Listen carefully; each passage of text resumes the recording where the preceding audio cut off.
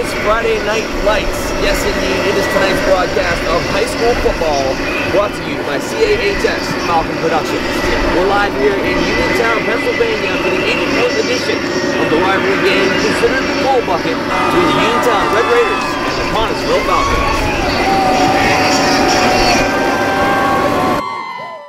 Hello everyone, I'm Trevor Connellsville alongside Doug Blackkeep, your commentators for tonight's matchup.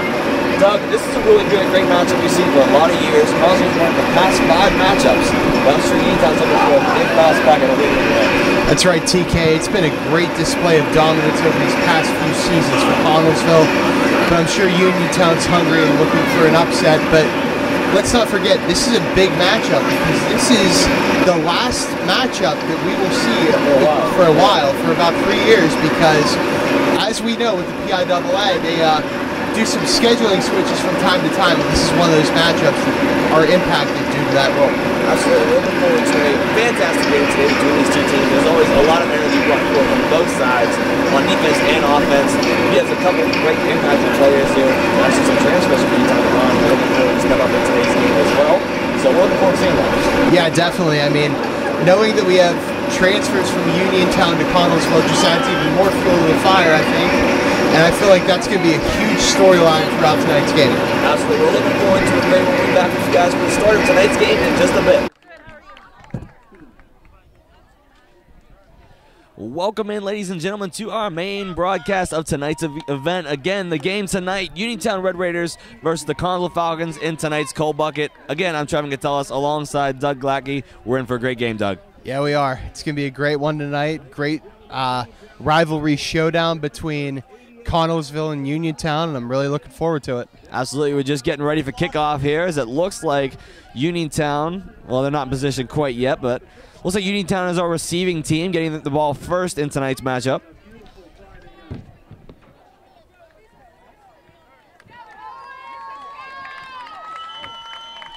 As our fans cheering them on here from the sidelines. Yeah, it's a great turnout for both sides. Yeah, and both sides. But Connellsville's full over here, though. Lots of Connellsville fans tonight.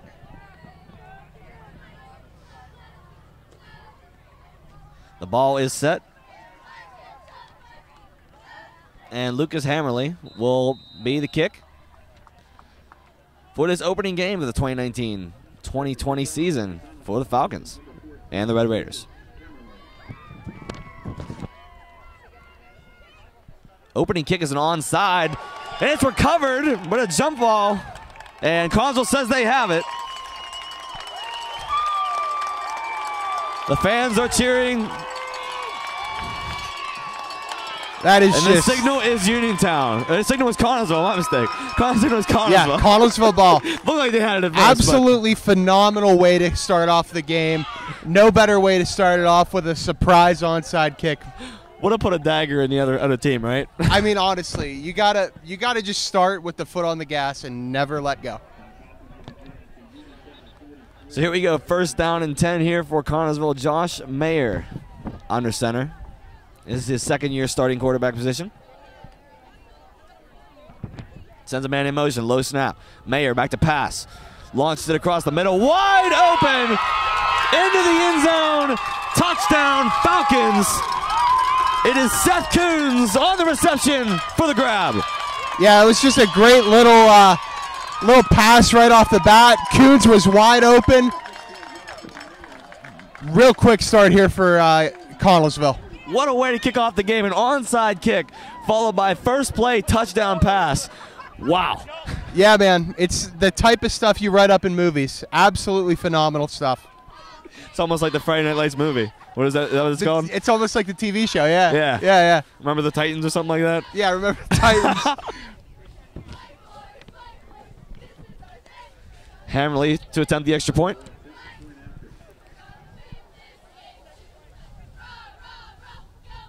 The kick is up and good. So a great start for the Falcons to make it 7-0 with not even 30 seconds off the clock. Yeah, no, not even 30 seconds off the clock. We got 11:46 left to play in the first quarter here, so let's see if Uniontown will be able to answer. Do we have a flag on the play? Yes, there is a flag on the play.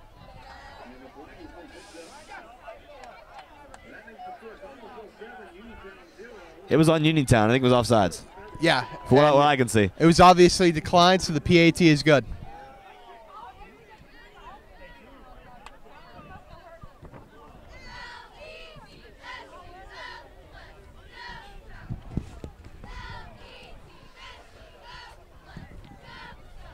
So this is kind of our preseason week here in high school football as the actual regular season starts next Friday night.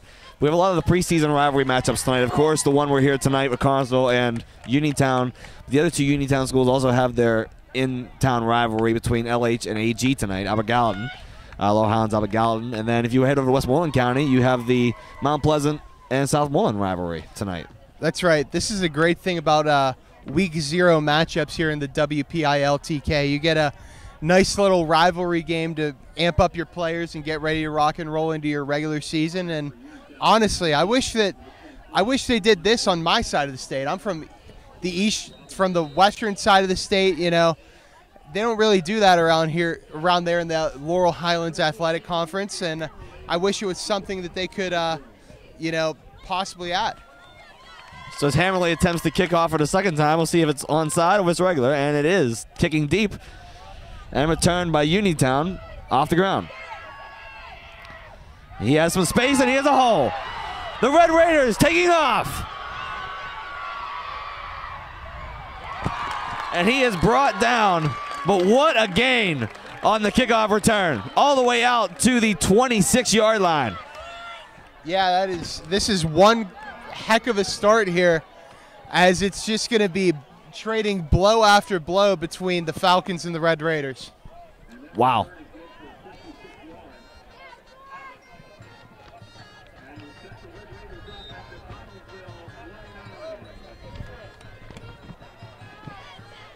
Under center, well, not under center, but in a shotgun, Craig Soltis to start off the game for the Red Raiders.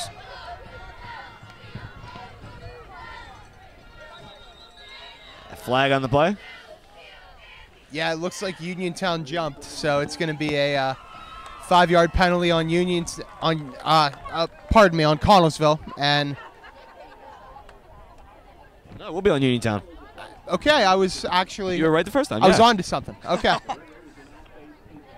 Yeah, it looked like it was a encroachment call on Connellsville because of how they jumped the line. Right. Yeah. So it was a bit of a confusion there for me. Set up, 2 wide set, 1 in the slot. Soltis with the snap. Hands it off to Davis, and he has a little space. Still fighting forward, and he's brought down up at the 25-yard line. Yeah, that was a great block right off the line by a Uniontown player, and it allowed for a big gain. So after that 5-yard penalty, they basically just got it right back. Yeah, I mean, just keep fighting and, take back what you lost, I guess. Yeah, so it looks like 2nd and 6 here for the Red Raiders. Again in the shotgun. 3 wide receiver set, 1 in the slot of those 3. Soltis again with a snap. Looks to throw it, but he hands it off again to Davis. And Davis goes left once more. Brought down by the Falcons up at the 20, so a good 5-yard gain there. Yeah, a little RPO action there for the Red Raiders. Quarterback went into his cadence, was ready to throw the ball, decided to hand it off to his running back for a gain, and now it's 3rd and 1.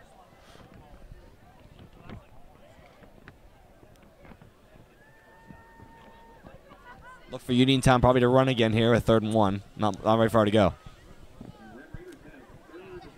Yeah, I would definitely think that would be the move, because last thing you want to do is pass on 3rd and 1 and get sacked. So let's just try and get one. Soltis making some moves, yeah.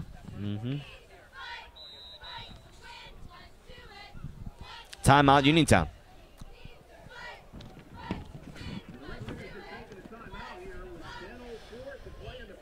So with the timeout for Uniontown, we get into talking a little bit about the game, what we've seen so far, and daggers on both sides. Good, what a way to start for both sides. Connellsville opening off the game, the opening kickoff, onside, recovering it. First play from scrimmage is a touchdown pass. Uniontown gets the ball in the second, returns it all the way up to the 30-yard line, and now they're moving the ball up now to the 20. Wow. Yeah, I mean, it's been quite the fireworks here to start off this game between the Red Raiders and the Falcons. It's almost like the 4th of July with how many fireworks there are going on in this football stadium tonight. Uniontown's driving right now, and we'll see if this keeps up. I love your comical personality, Doug. Keep it going. Makes it interesting. So a single back set now with Davis in the backfield. Soltis with a handoff to Davis, and he, gets stuffed. Did he get it? It's going to be close there. I don't think he did. There is a 4th down for the Red Raiders. Connellsville makes the stop at the line of scrimmage. Yeah, that was actually a loss of 3 yards there, so it's going to be 4th and 4. And it looks like they are bringing on the field goal unit.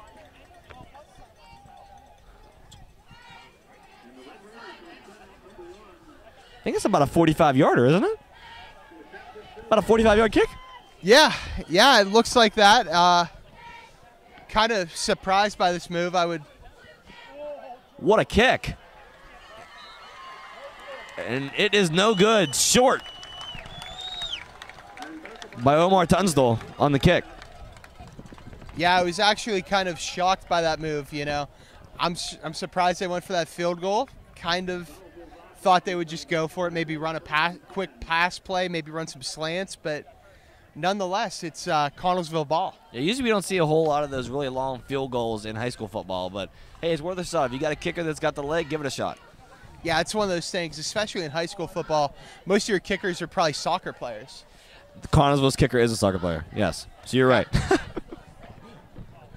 So we're looking at it here. Connellsville with the ball back now in the gun. Oh, and a handoff to the running back as Mayer jumps out of the way on the handoff. That was a wonderful sell there by Mayer. He absolutely just faked out that snap, flailed out of the way, and it was a direct snap to the running back. And Hooper goes for a nice scamper of 4 yards. He always has the colorful socks on out there on the field. Blue shoes, red socks. You got to have the colorful. Oh, yeah, red, white, and blue, man. You have to go for it. So you have a 3 receiver set, all to the left. Mayer in the pistol formation. He's back, throws a screen, and he is stuffed in the backfield but loses the ball. And a scramble for it on the ground.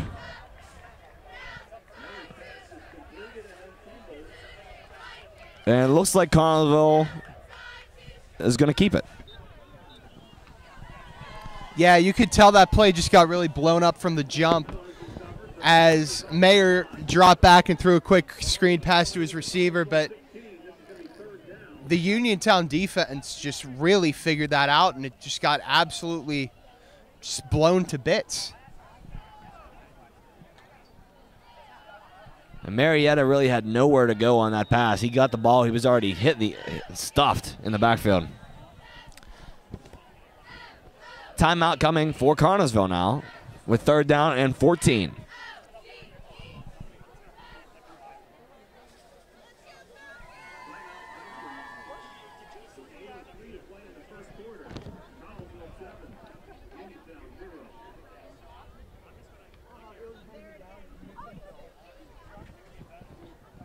So we were talking about the week 0 matchups, the way they kind of pair each other with those rivals. We see that same thing in the NFL, so I was saying to see that carry over to the high school football as well, because we have the Giants and the Jets that take each other on in the NFL too. So that's pretty cool to see. Just different things like that. Yeah, definitely. You know, I feel like whenever you set up the schedule, you always want to try and get a nice rivalry game set up because it gets the fans going, gets the players going. It's just a great atmosphere. Absolutely. So as both teams make their way back onto the field right now, it's 3rd and 14 from the 16-yard line coming for the Falcons. They'll look to pass here as they have 4 receivers set out wide. The Uniontown transfer, Kyron Craggett, in the backfield. The first time he's in the backfield tonight for the Falcons. Mayer drops back, and he has to scramble. Pressure coming, and he's brought down. Does not make it to the first down line. Down by Braxton Lendy. You got to give it to Mayer, though, for going out and taking that risk. You know, the hole just opened up, and there was no open receiver, so he just had to go and try and create the offense with his legs. Absolutely. So they're going to go for it here and look to punt, as Mayer, our quarterback, is also the punter. Yeah, you see that a lot in high school football. Easy to run fakes that way. A nice punt there, back. Long punt.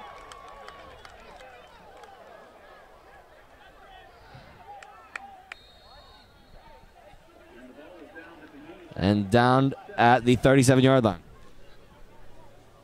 Yeah, it looked like there was a little bit of a miscommunication there by the Connellsville punt team as one of the players scooped up the ball as it was still rolling. You're supposed to just keep it rolling and down the opposition as far back as you can.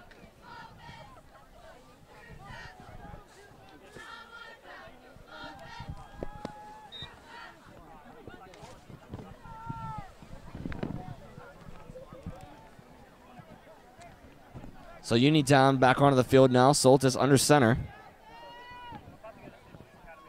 As Connellsville still leads at 7-0.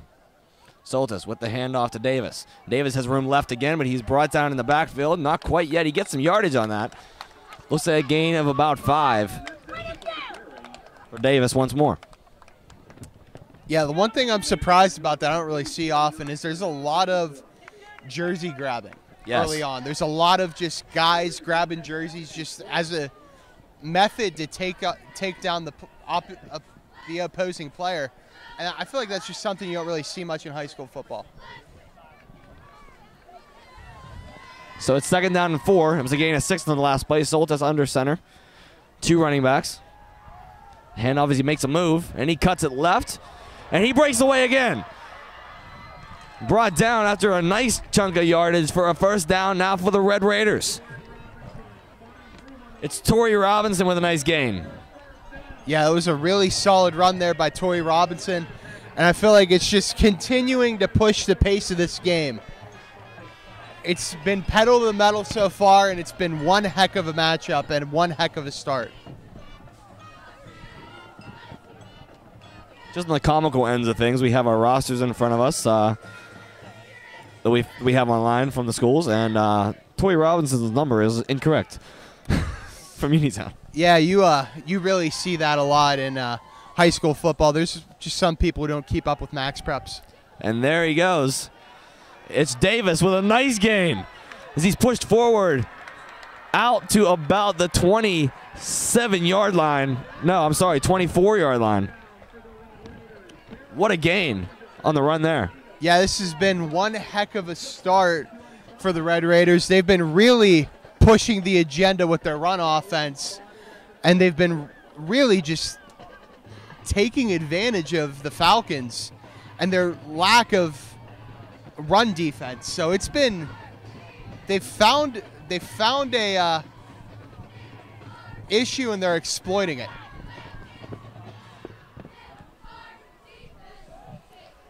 Soltis again looking for the snap. 1 receiver slot. Might have been a little bit of movement early there, but Soltis rolls out to his right side. Pressure coming now. He rips it across the middle. And nice grab diving out of bounds, and he makes the catch.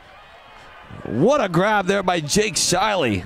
Yeah, that was quite the grab there by Shiley. It looked like a very hectic play as Soltis was rolling out to the right, and he had so many defenders behind him. I didn't think he was going to get the ball off, but he kind of ran for his life, found an open player, and made a great play. Good thing is he kept that concentration as he was rolling out, was able to put it in his mind that he can get this ball off, found an open receiver, and made the great play. Exactly. I feel like that's something that's really hard to find in quarterbacks at the high school level, and he has it.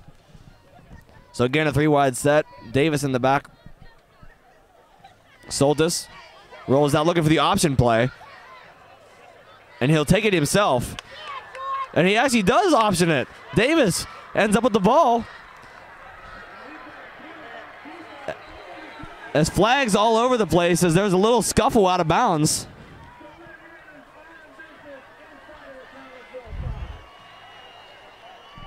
So it's 1st and 10, looking for the 5-yard line. It's be 1st and goal.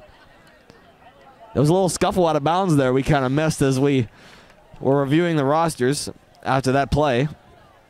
Torrey Robinson was a little shaken up after that play on a nice cut block by the Falcons coming across there. He was laying down for quite a bit there.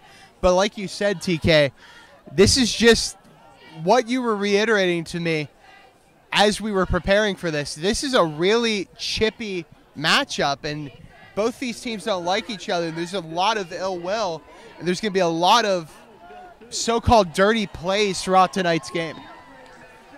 Absolutely. First and goal here from the Connellsville 5. Soltis in the gun.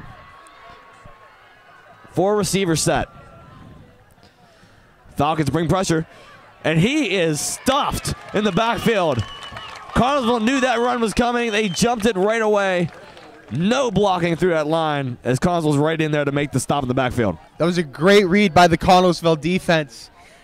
Right at the snap of the ball, they just went in and it blew up the entire plan that Greg Soltis had, and it resulted in a bit of a loss, and now it's second down for the Red Raiders.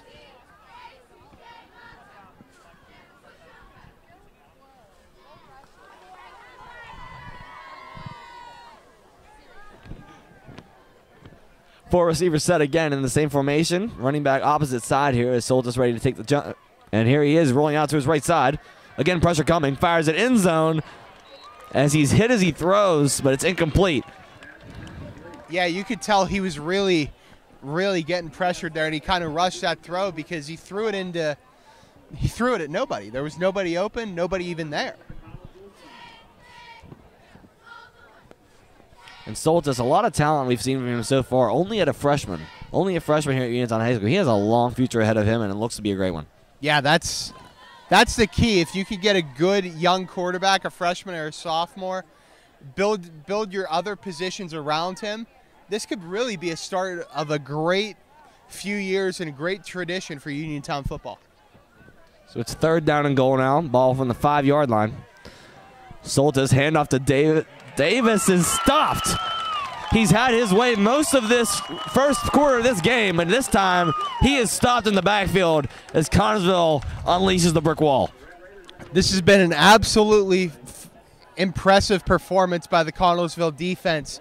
I feel like the game plan so far has been get them in the red zone and then just absolutely tear the Uniontown offense to shreds, because that's what we've seen on back-to-back drives. Absolutely. Uniontown moved the ball pretty much all the way down the field and without much hesitation from Connellsville, but they get down into this red zone, and Connellsville has been an absolute brick wall. There's nothing getting past them right now. Yeah, I don't know what's up with Connellsville struggling in open space and open field, but they're absolutely phenomenal right now with this red zone defense. So it's looking again for the field goal attempt, and that one is good. Is good.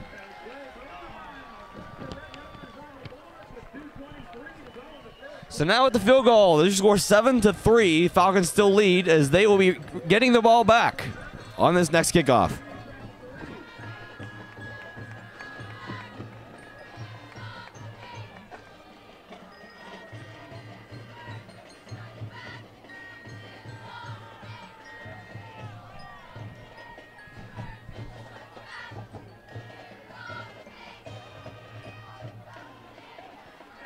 So with 2 minutes and 23 seconds left to go in the first quarter, we have seen a very tight matchup between these two. No room to move on either side. Yeah, it's certainly been a treat so far, TK.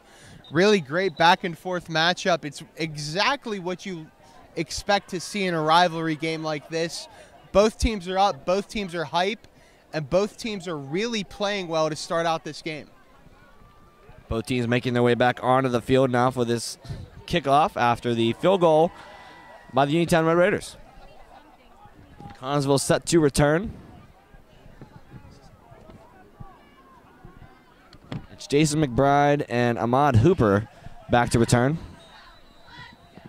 for the Falcons.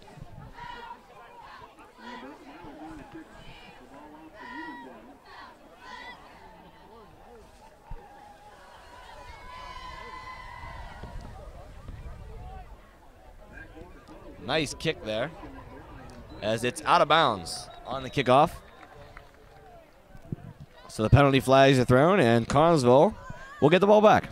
Yeah, they're going to be gifted some really nice field position here too. So let's see if they can build off of what they had on their first drive after that surprise onside kick and see if they can establish a tone early on in this game.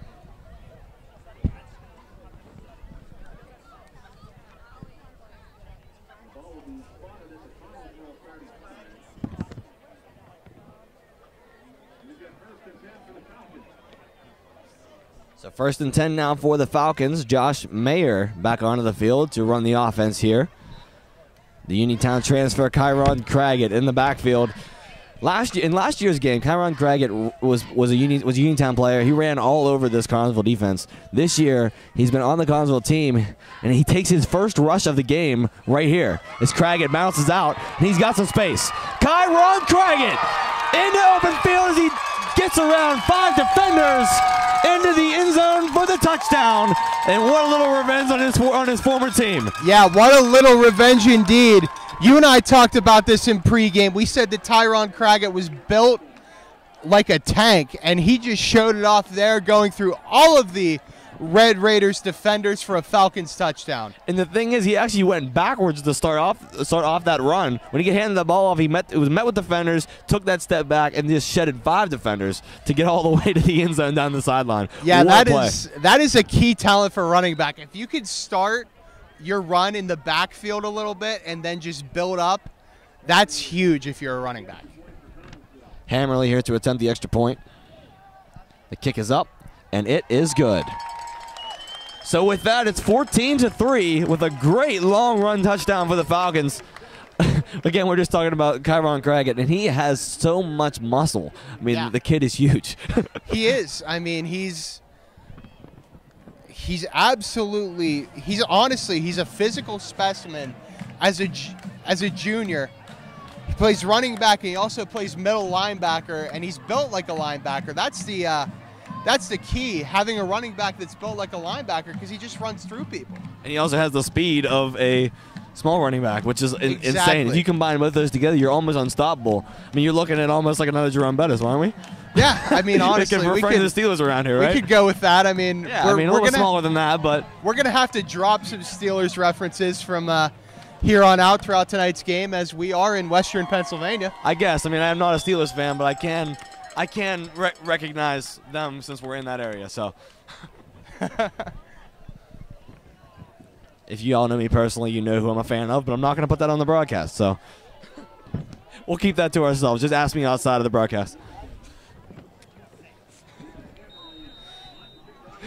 Lucas Hammerly to take the kickoff after the long run by Craggett.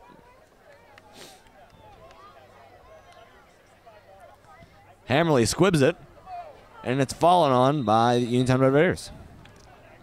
Yeah, I think the strategy from here on out on kickoffs has to be onside and squibs, because you can tell that the hands team of Uniontown has been struggling so far. So you need to just exploit that and, try and get the football as often as you can and just keep pounding away and establishing a great lead in this game. As we have a little man running across the field to grab the kickoff tee. See, that's a young football player right there. Yeah, that's the great thing about high school football, is you always have random little kids running around. They have little unspecified jobs, and to them it means the world. It is, and it's kind of cool to see it too. They're getting involved early in that game. Yeah. And soon we all know they're going to be football players. Soltis with a big hit there. And a flag thrown late. They could be calling a targeting call on that. I think it could be, because I don't know if you saw, but Tyron Craggett came right through the middle and just led right with the shoulder into the Uniontown player. Kind of a hit on the defenseless. Yeah.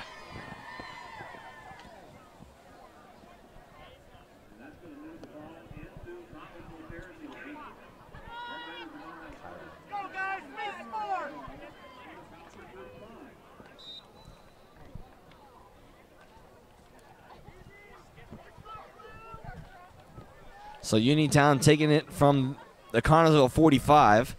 Soltis in the backfield. It's good to see Robinson back in the game. He's set up right now in the slot. Soltis hands it off to Davis. Davis has the same run to the left side once more. A lot of jersey grabbing, and he's drugged down out at the 40 after a gain of about 5. Yeah, I think that might just be a trend here. Just that little power O to the left.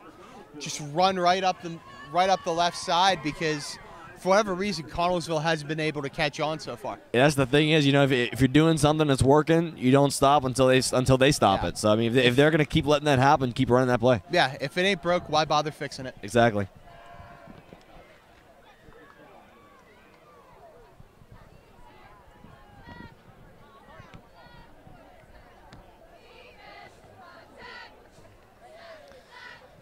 So it's 2nd and 5. Soltis in the gun. Here's a snap rolling right. Pressure coming. Soltis throws it away as there was no one open and pressure was being brought. Yeah, that was great pressure there. Oh, and late flags. Late flag.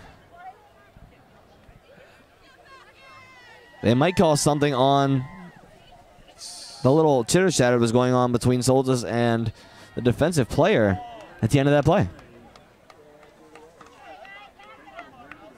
Intentional grounding call for Uniontown. There wasn't many receivers in the area. So I was going to suggest that because he threw it the whole way over to the track. That's true, yeah. So that should be an intentional grounding call. You know what I can't stand, though? If you're playing Madden football and you get that call, not the best thing in the world. No, that's why you just got to take the hit. Absolutely. Unless you're in your franchise and you lose your star quarterback. You would know a thing or two about that because I've done it to you. If you love football, you got to play Madden, right?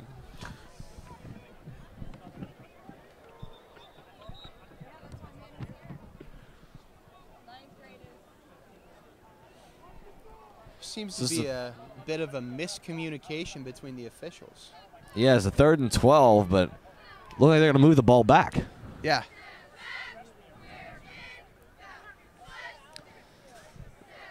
The overhead PA system from the on-field commentator is on the other side of the stadium, so we can't clearly hear what they're talking about, but ball's moved back and spotted at the 48 of the Red Raiders with a 3rd and 17.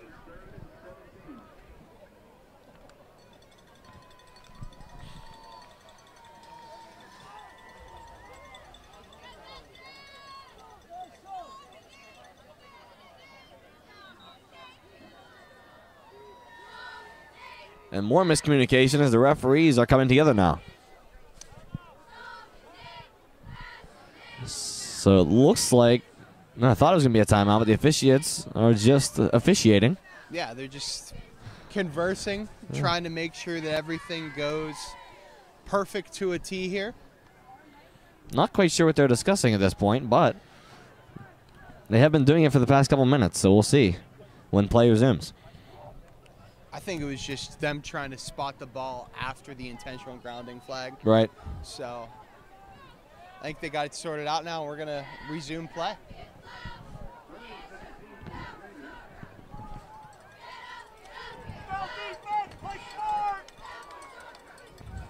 So 3rd down and 17 is Soltis in the gun. 4 wide set, 3 wide set, and a tight end. In motion is Shiley. Soltis with the option. Puts it out to Davis, and he is stuffed. Got a few more yards there on the option, but nowhere to go after that as Connellsville brings him down just past the 50 at the 49, and that'll bring up the 4th down. That was the perfect bait play there on the option by Soltis as he baited 2 Connellsville defenders into coming over to him, and he just shuttled it off to his running back, tried to get the gain, but it's still 4th and 14. Also, I'm kind of surprised they ran an option on 3rd and long. Yeah, 3rd and 17. Yeah. I would have passed, but Honestly, that's just me. At that point, you got to throw the ball deep and see what happens. Yeah. So it looks like a timeout called here beforehand. Oh, I'm sorry. It's the end of the 1st quarter. Yes. 14-3 at the end of the 1st quarter. Connellsville leading it over Uniontown. 14-3.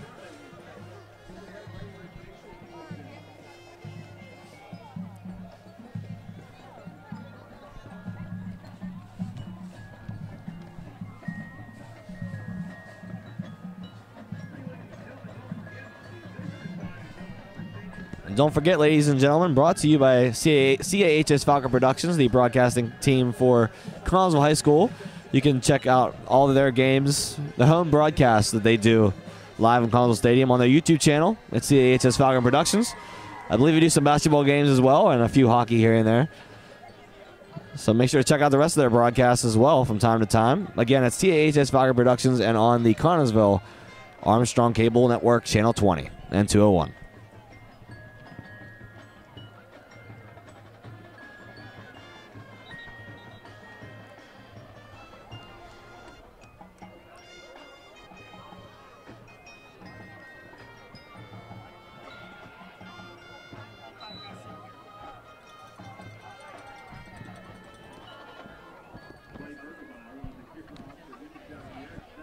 So as they switch sides now, it'll be the punt. A high punt, but deep one. Returned by Hooper. Pressure coming right away, and Hooper does shake it. Hooper's got space, and he is brought down after a few-yard return. Still not going down. Oh, and a late bring down is there, and there it is, the flag. Brought him down late as they kept dragging him to the ground after the whistle was blown. And then a little scuffle on the ground there after that play. Yeah, it looked like Hooper, as he was getting pulled down, the Uniontown defender continued to just exert his presence onto him, and Hooper didn't like that. So I think this might be two offsetting 15-yard penalties.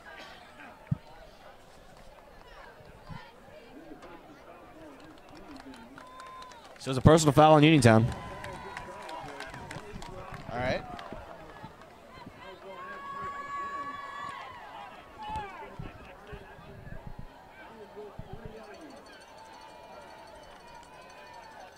And with personal fouls, you can only have 2 personal fouls in a game, and then you're out, right? I'm not sure how that works. I think it's a the flagrants is the way they do that. If it's like 2 flagrant ones, okay. If it's a certain flagrant, and they feel it's that certain type of flagrant, then they can eject you on one. Yeah. Nice run there up the gut for the Falcons. Like if that ball taken by Craggett. For instance, if they suspect it's targeting, they can just throw you out right away. Absolutely. They can call you the personal foul for targeting and say number so-and-so is ejected from the game. I mean, they even do that in the NCAA. So. And NFL, yeah. More in the NCAA than anything, though. Yeah, yeah. So 2nd and 5.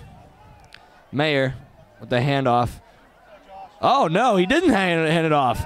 He ran it himself and dished it out to Hooper. Man, it faked me out, man. Look, he handed it off to Craggett. He ran it left himself and then shuffle tossed it over to Hooper on the left, who ran it up for a nice gain. Yeah, that was a dandy little play there. You know, we got faked out ourselves. We thought Craggett was running right up the middle, but Mayer ran a little boot, got the pass off, and another big gain here for the Falcons. And Craggett got really hit there when he came in there. You hear the helmets clack. Yeah, when he right at the gut there on that run. He got lit up. I thought we were going to see like a helmet-to-helmet call. Kind of ironic as we were talking about targeting. Right, yeah. So Mayer sends a man in motion, and he hands it off to Hooper, who makes a move. Very patient. You can see him in the backfield there. He's waiting for that hole to open. He makes some moves, makes some cuts, and waits. And when he does find that hole, he exploits it. And that's what we've seen a lot from some of these new running backs in the NFL, waiting for that hole to open up before they make their move and they get yardage. Yeah, I mean, one person that does it exceptionally well was Le'Veon Bell. When I knew you were going there. Steelers. Yes. I mean, it's a running style that was adopted originally by Barry Sanders when he played for the Lions all those years ago, and I feel like a lot of present-day players are starting to adopt it. Mayer hands it off to Craggett, who does have some space. Craggett again into open field. It's Kyron Craggett with a big gain up to the 22-yard line. Go the Connellsville Falcons.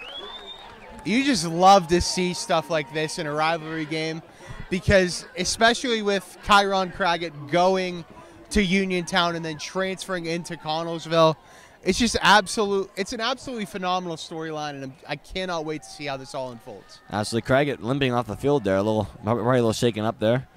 Looks to be okay. He might walking off in his own power, just a little sprain on either the knee or the ankle, so it looks to be all right. Just try stepping out for a couple plays. He got hit in the knee. The Uniontown player led with his head right into his knee, so he might be a little banged up. Mayer with a handoff. Little grab, and he is brought down. That was George Schultz on the carry. It looked like it was starting off as a great play for Schultz, but you know, Uniontown's defense was just all over him from there. Started out, looked like it was open. Yeah, he had a wide open lane like on that side. Looked like he had it, and then there was a little jersey yank, and then he just got gobbled up.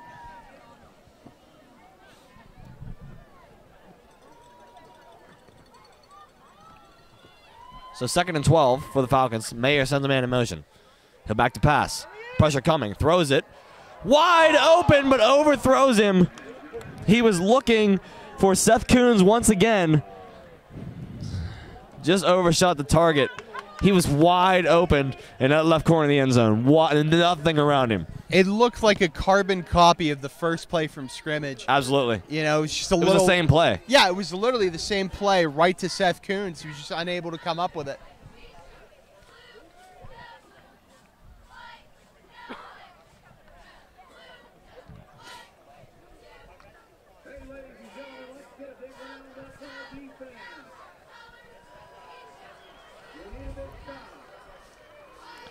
Third and 12. Mayer sends a man in motion once more.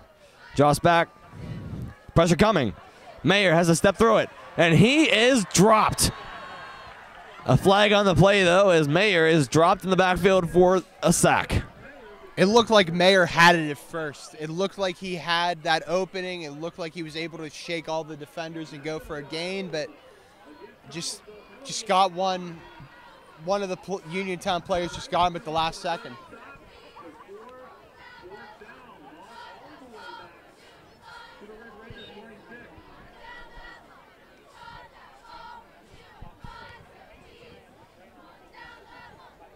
So 4th down and 18.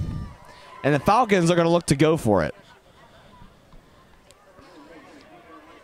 As they're going to keep Schultz in the backfield. Craggett's still on the sideline, as far as I can see. Mayer, pressure coming. Throws it. Almost intercepted as he is brought down to the ground as he throws. So it'll be a turnover on downs. Red Raiders will take over possession. Yeah, I'll tell you what, man. Mayer is very lucky that he did not throw that interception right at the Uniontown player, because you'd much rather them have the field positioning they have now than potentially take an interception and take it back for a farther gain. There wasn't much defenders between that Uniontown player and the end zone. Yeah, he could easily, it was mostly Uniontown players, so there could have been a bunch of blocks he could all have the way. just caught it and just been a straight Absolutely, shot, yeah. like part in the Red Sea. You almost had a big 6 coming there. Yeah.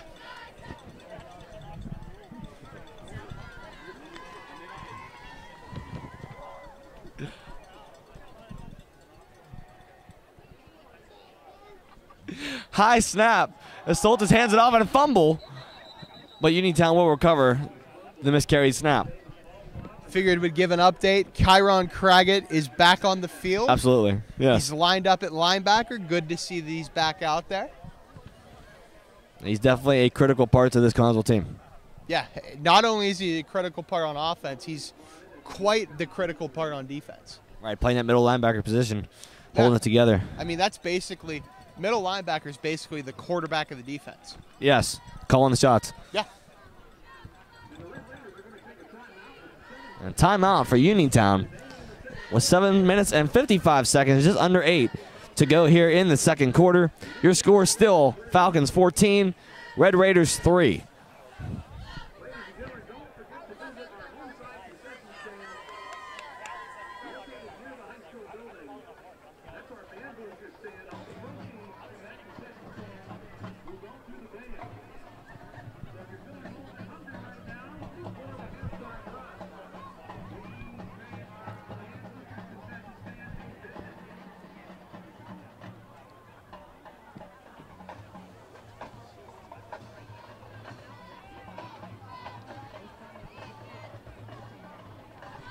Nice weather out here for the game tonight as well. I mean, it's been pretty warm the last couple weeks. Came down today. We had a big day of rain yesterday. Yeah. Coming into today, rain this morning, cooled it off a little bit for tonight's Friday Night Lights. So it's not like you have to be sweating out here in the stands. You're not freezing like at some games later on this fall. It's nice 70-degree weather with that little breeze. It's very nice out here. Yeah, it's perfect fall weather. Yes, but we're not in fall yet, Doug. Don't rush it. We're still in August. Hey, they're saying there's going to be an early fall this year. So. And a bad winter, yeah, I heard. Yeah.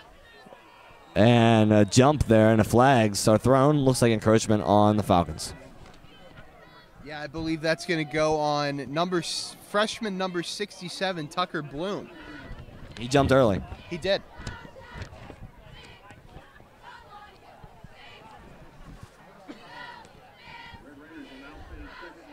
I'm sorry, that was a false start. Completely against what we just said.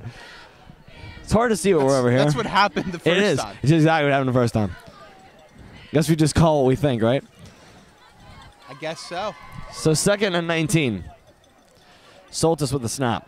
Pressure coming. Rips it across the middle, and it's incomplete. In and out of the hands of Jake Shiley. That was great coverage there by 56 Gabriel McCroom for Connellsville. Really just right on the receiver, getting ready to jar the ball loose if he did make the completion, but he did not. He gave it a good effort, though, diving in the right side for that ball. Oh, definitely. He made that great grab earlier down near the goal line. So we definitely can expect to see that he can make those grabs.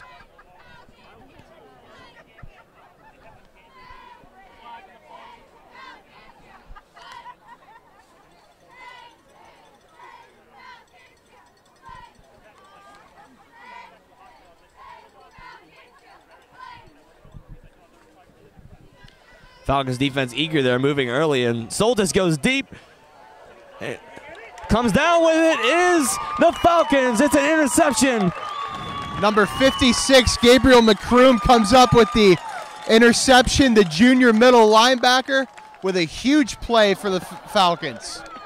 Great coverage. One-on-one down that sideline, and he's got the 1 foot in front of him when that ball went up, and he was just able to pull it down. Something kind of funny we just saw on the field. Number 4, Jason McBride, went to celebrate with his teammate and absolutely just got like lit up. He just fell right to the ground. Right over. Just got his feet swept from under him.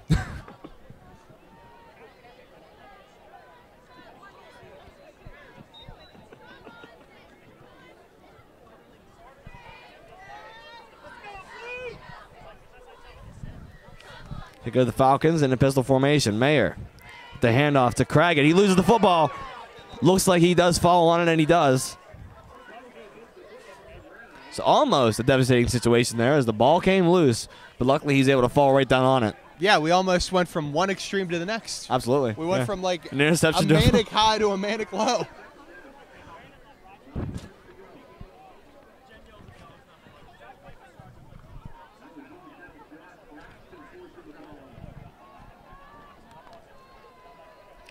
Second and 9 for the Falcons. Mayer set up, sends a man in motion. He fakes the handoff to Hooper and takes it himself. Up to the 30-yard line, almost to the 29. Yeah, fake little end around there. Tried to fake the play off to Ahmad Hooper. Just takes it right up the middle himself. Honestly, it's a great portion of the playbook. I love it.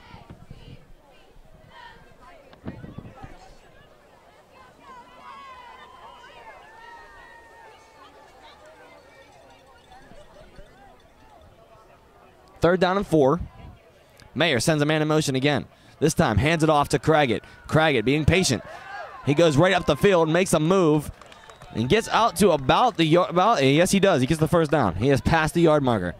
First down for the Falcons. Great run there by Craggett. Yeah, that was the first non-major run by Craggett, but he still got his job done. Got the first down, and now we're going to keep moving the chains here.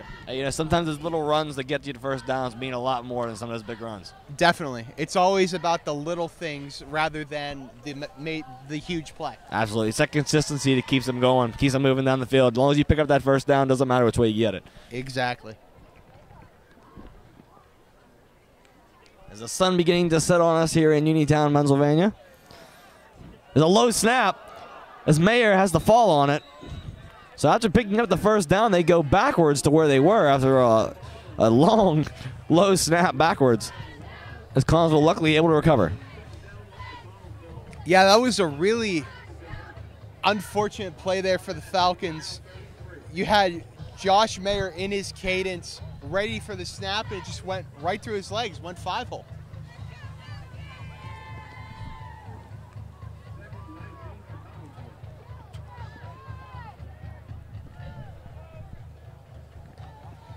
Reference to hockey there from our specialist, Doug Glackey. Huge hockey guy. Yes, he is. Mayer, with pressure coming, just throws it away.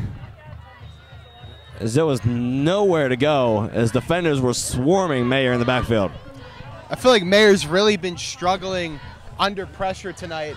As phenomenal as he's been with open space, he's really been struggling with the pressure coming. And I feel like he doesn't get rid of the ball fast enough. He's holding on to it. He's running around in the backfield. Really needs to figure that out. Yeah, sometimes it goes on both sides. You know, sometimes it's on the quarterback to not get it off fast enough, but sometimes it's on an offensive line. That's very true. If they're not holding that defense back long enough, I mean, Josh Mayer doesn't have a whole lot of time back there in that pocket to get the ball off. It's true. So if he maybe has another second or two, man, he might be able to find an open receiver. Lower snap there, but pressure coming. Mayer throws it one-on-one, and Hooper is still on his feet, but brought down out and around the 12-yard line. Goes Ahmad Hooper with a nice grab. That was a phenomenal little play. You know, it was 3rd and 19. Mayer gets a snap. Ahmad Hooper runs a little wheel route, and he hits him up in stride for a big gain. Talk about a way to come back on a 3rd and 19. Yes. He had that little curl route. He got right up in his face with the defensive back, but then made that little wheel route out to the left side, had him beat by a step, and Mayer had that good looks to find him open and see he had his man beat to get that ball in there. Yeah, it was actually rather interesting. It was a little curl route, and then he hitched into a wheel. It was a great play. Yeah, it was a great move. Great little improvisation there. It also takes a great receiver to be able to execute that move and beat the defensive back as well. Exactly. So great move from Hooper. Mayer with a snap looking to pass. Pressure coming, and he is hit in the end zone, and a flag is thrown. Be pass interference on Jake Shiley as Marietta was decked in the end zone. Yeah, he really was decked in the end zone. That's one of those senseless plays. It wasn't even getting thrown to, and Shiley just decided to throw him. And Shiley pleading his case with the referee, but it was a clear hit on a receiver who had no intentions on catching that ball. Yeah, there's really no need to plead your case if the ball is not coming to the receiver. I mean, pass interference is pass interference. Yeah, he had no chance to catch it with that hit. So 1st and goal, coming from the 5. Falcons in possession. Craggett lined up in the backfield. Mayer with 3 receivers set. Ready to maybe punch it in here for another touchdown. Mayer with a snap, and he does indeed hand it to Craggett, who's powering forward and brought down at the line of scrimmage by that Red Raider defense. They put up the brick wall this time on the Falcons. Yeah, it's little turntables are shifting here as the Falcons are now driving in the red zone, and the Red Raiders are really just putting up that brick wall of a defense and trying to stall their touchdown efforts. Yeah, their progress is pretty much stalled with that play. Yeah, for sure.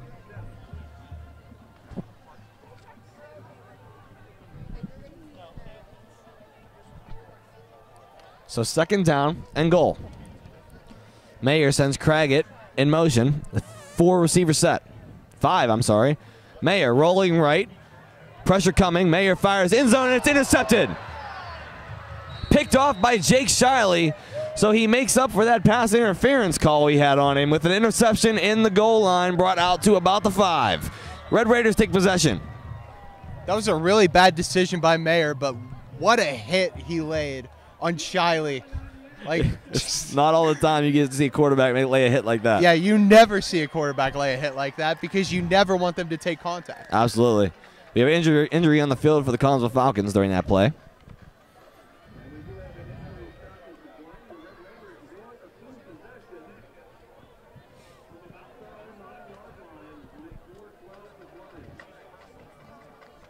I think honestly with Mayer there, if he'd have thrown a little more to the right corner of the end zone, he'd have maybe had his target above the head of Shiley there.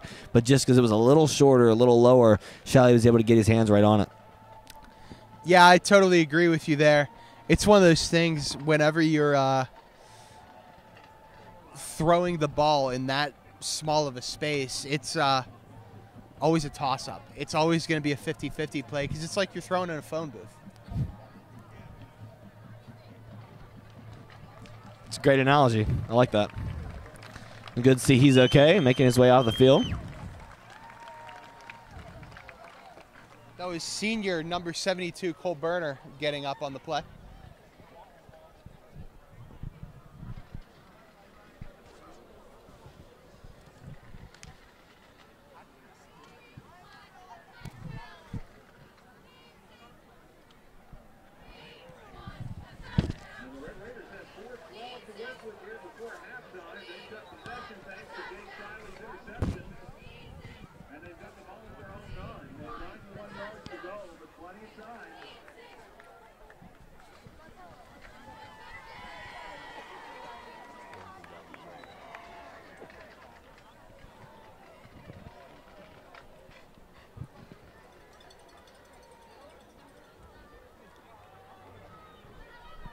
So Uniontown taking over possession from their own 8-yard line.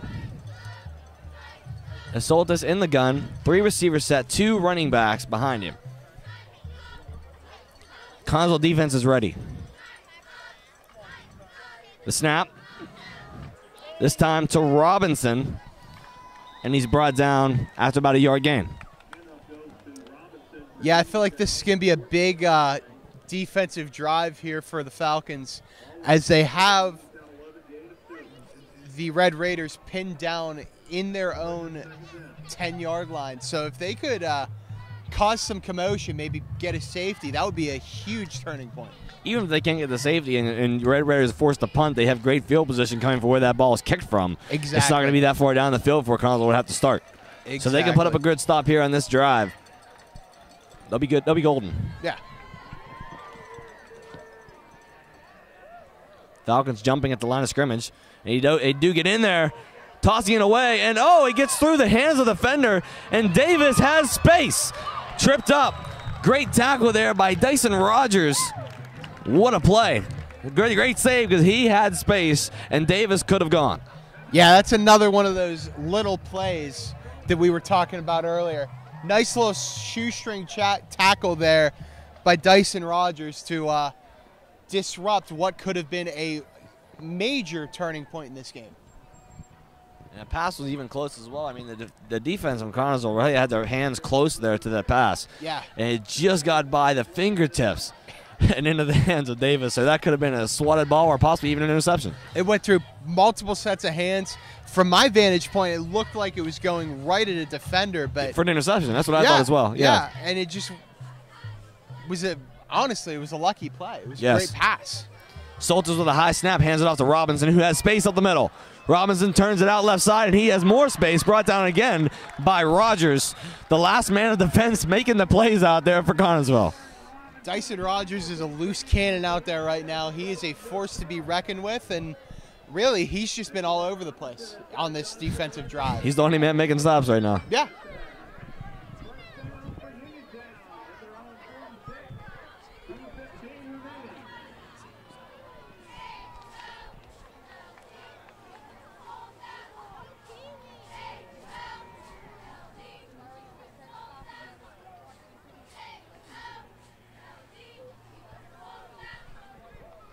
So here we go. Soltis with a snap.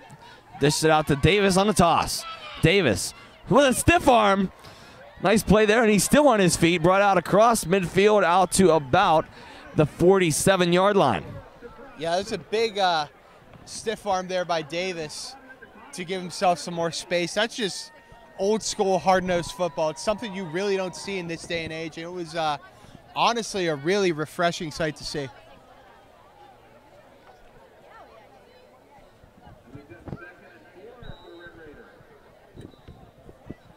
Looks to be a timeout called for Uniontown. Yeah, it's getting to that point in the half where time's running low and teams are just going to burn all of their timeouts basically for the sake of burning all of their timeouts.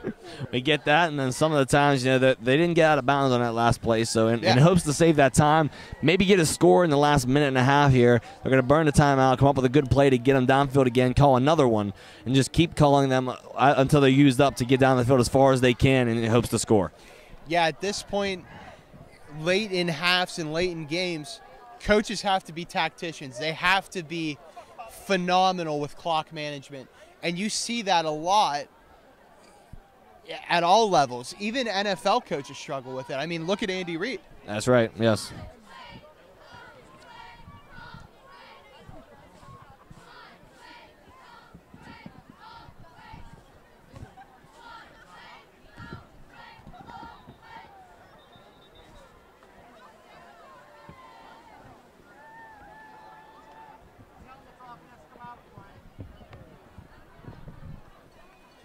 So making way back onto the field now are both of the teams. It's 2nd and 4 for the Red Raiders.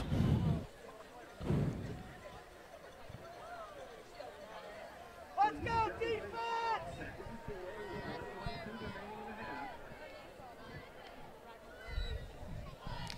Soltis ready to take the snap. 1:22 remaining in the half.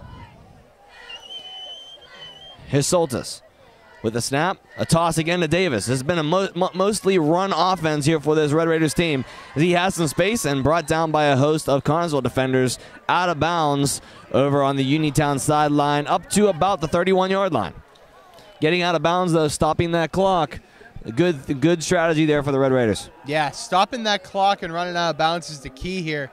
Because if you could put a great drive together here in this last minute and 15 and go into the half down by 4, you're really in business here going into the second half.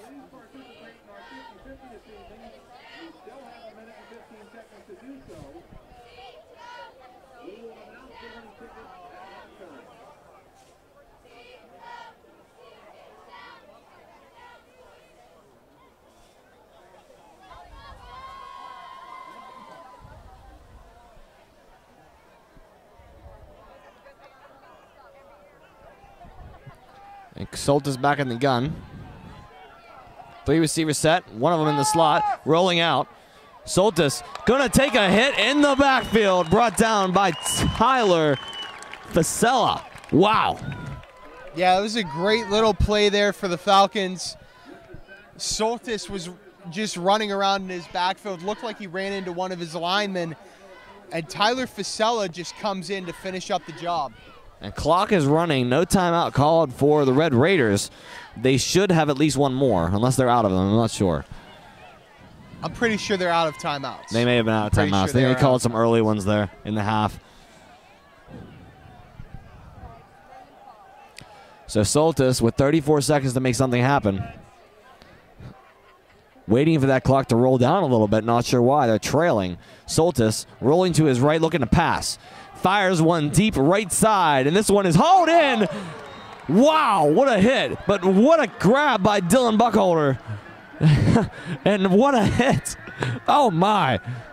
Yeah, I mean, that was a great catch, but an even greater hit there by none other than Dyson Rogers. Wow. He come flying out of nowhere to hit him out of bounds.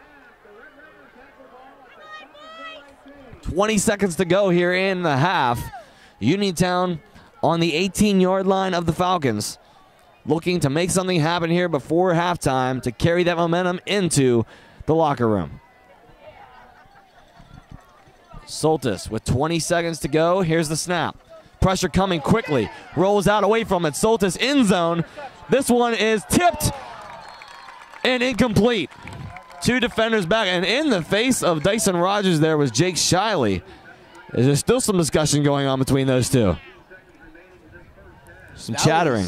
Wow. That was a great little tip play. And an injury in the end zone. Yeah, that was a great little tip play. You thought that Derek Porterfield would have been able to come up with the grab, but still, great pass breakup. And we have another stoppage in play due to injury. Red Raiders now facing 2nd and 10 from the Connellsville 8. Lots of things to be excited about for the Red Raiders on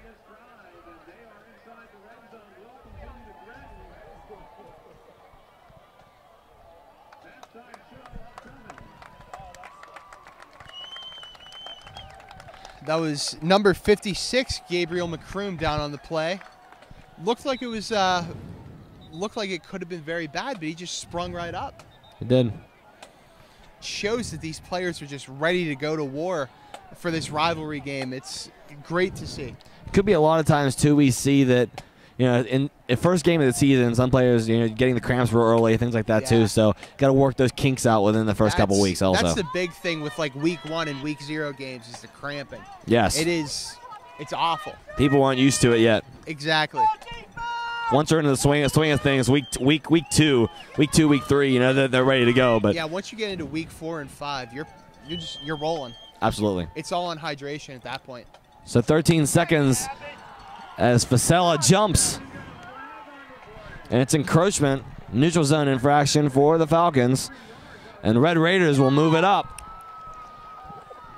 enhancing their chance to score here before the half. Yeah, giving them more good field position to try and make a last-second effort to go into the locker room with much-needed momentum. Absolutely. And a timeout called, looks like, for the Red Raiders, so they must not be out of timeouts.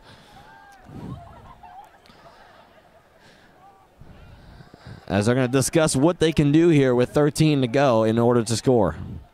Connellsville needs to stack up the defense here on this play to make sure they don't. Yeah, you need to just start stacking the box and hope for the best. But the only issue with stacking the box is they could really get a pass off on you over the middle, and so it's a huge gamble at this point in the game. Absolutely. So both teams discussing, see what they can pull off here.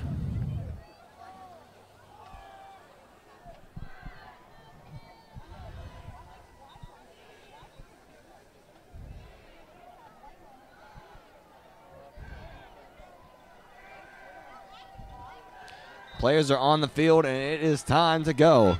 Soltis with 13 seconds on the clock. In the shotgun set, 4 wide receiver set. Soltis is decked. Ball's out. Ball is loose. Picked up by Davis. And could he go? He's got space, and he is hit. As that will do it for your first half of football. A mishandled snap to end it, picked up by Davis, who gains a few yards out of it, but then hit hard by the Connellsville defense. That'll end your half, 14-3. What a half, Doug. Yeah, absolutely phenomenal half. Great way to kick off this high school football season, and I cannot wait to see what comes next here in this second half. Absolutely. Again, your score 14-3 here. Connellsville Falcons lead, and we'll be back with you the start of your second half.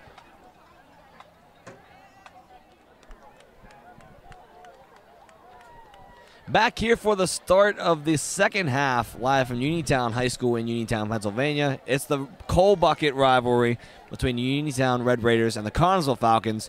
Your score at the end of one half was 14-3 in favor of the Falcons. We're ready here to start our second half. Doug, give us your insight, what you've seen on so far throughout this first half and what we're looking to see maybe here and coming in the second. It's been a really back-and-forth battle so far. It's been really chippy, really physical. You can tell both teams absolutely despise each other, and I love that. But the big thing I think we're looking for here is how Connellsville can capitalize receiving the ball whenever they started the game with that surprise onside kick. So they're basically receiving the ball in both halves. Yes. They could easily come out and score in the opening drive of both the first half and the second half and continue to set the tone and have the Red Raiders on their heels. They could, but Connellsville's receiving this second half, so they're not going to kick for sure. I said that they were. Yeah, you did. Yeah, absolutely.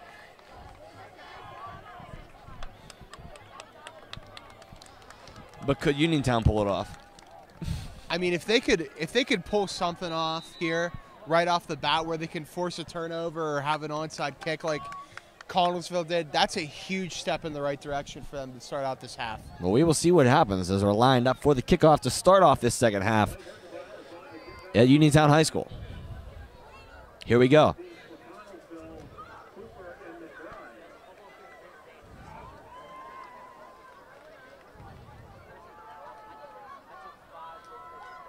Here's the kick, and it is a deep kick. Into the end zone for a touchback. Yeah, that was a great kick there by Uniontown's kicker. Honestly, just got right in the air. You know, got him down in the end zone, which is what you want, because the last thing you want is for them to take it out and to have a big gain to start the half. I used to be a kicker. Do you know that? Did not. I once tried to be a kicker. That lasted all of 3 days. I was a kicker throughout my junior high career. Well, not junior. Well, yeah, started the junior high career and boosters, 5th and 6th grade. I was a kicker. So,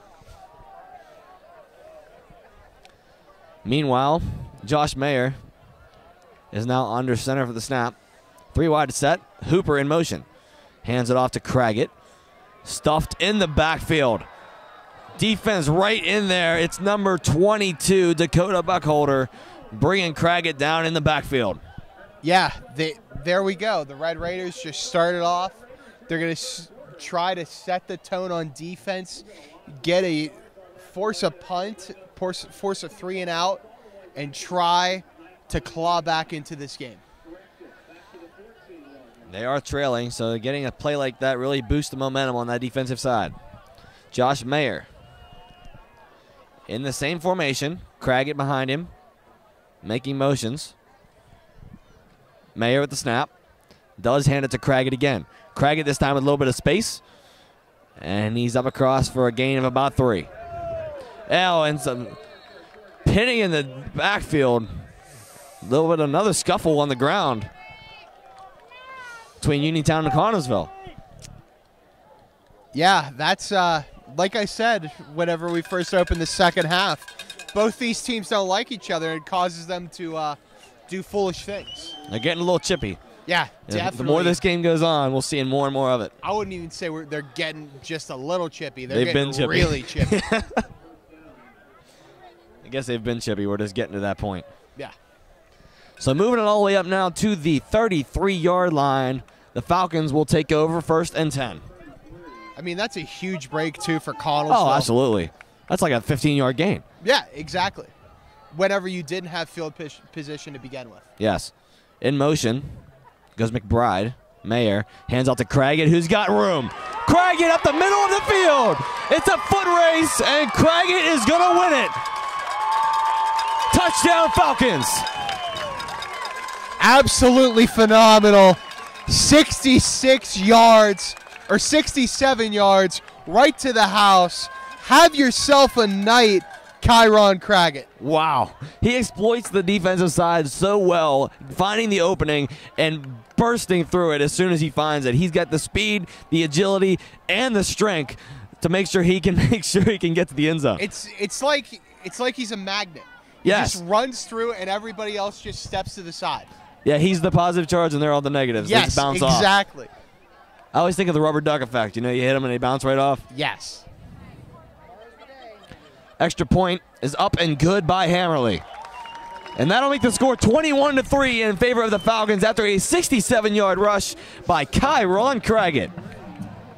This one's going to start getting fun here. Because I think so. As the lead starts to increase, I think the physical play and the animosity is just going to continue to rise. Yes, this is going to continue to keep going higher and higher. Both these teams amp up the momentum heading towards this end of the game and the end of the stretch. For whoever wins this cold bucket is going to keep it for a couple years. So they got to put all their energy forward in hopes to get this win tonight so that they are the ones that hold on to that trophy. Exactly. This has a lot more tension, this matchup does, than it would normally, because these teams aren't going to play each other for 3 years. They might scrimmage each other, but that is nowhere near the level of actually playing organized football against one another. Absolutely. So Hammerly setting up to kick off now for the Falcons after that touchdown. Back deep to return is Robinson and Davis, the 2 running backs for the Red Raiders. Uniontown bringing men forward in defense in case of an onside kick. And now dropping it back after a motion by the Red Raider captain.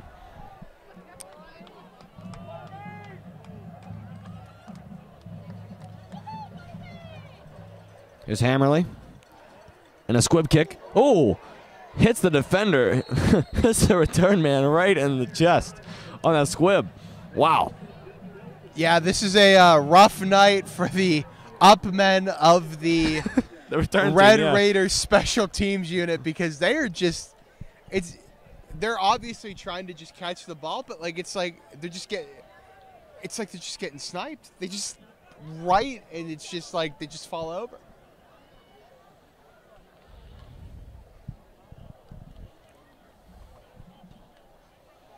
So out onto the field is the Red Raider offense, who's had some struggles in the passing game for sure. The running game, not so much. Has been pretty successful there. However, once they get to that red zone, the Falcons putting up the brick wall. So they'll see what they can do here on this drive to hopefully put some points on the board. They have yet to get into the end zone for a touchdown, but they have scored that one field goal. Soltis in the gun. 3 wide receivers set to the left. 1 man back. Soltis. No snap, and the flag is thrown. I'm thinking we're going to get this one right this time. I'm calling this one as a false start on Uniontown. And it is indeed. False start on the Red Raiders. So you're 1 for 3. Hey, almost 2 for 3, but we'll take it. We'll take it anyway. We'll take them any way we can get them. That's right.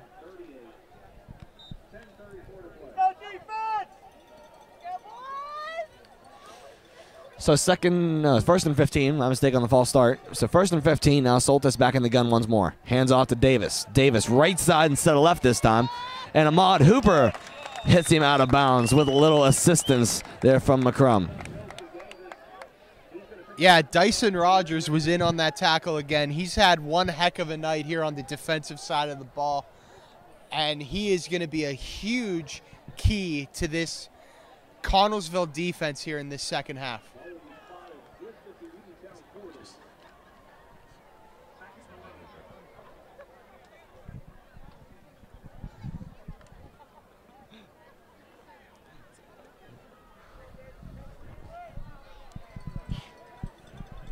Second and 13 for the Red Raiders.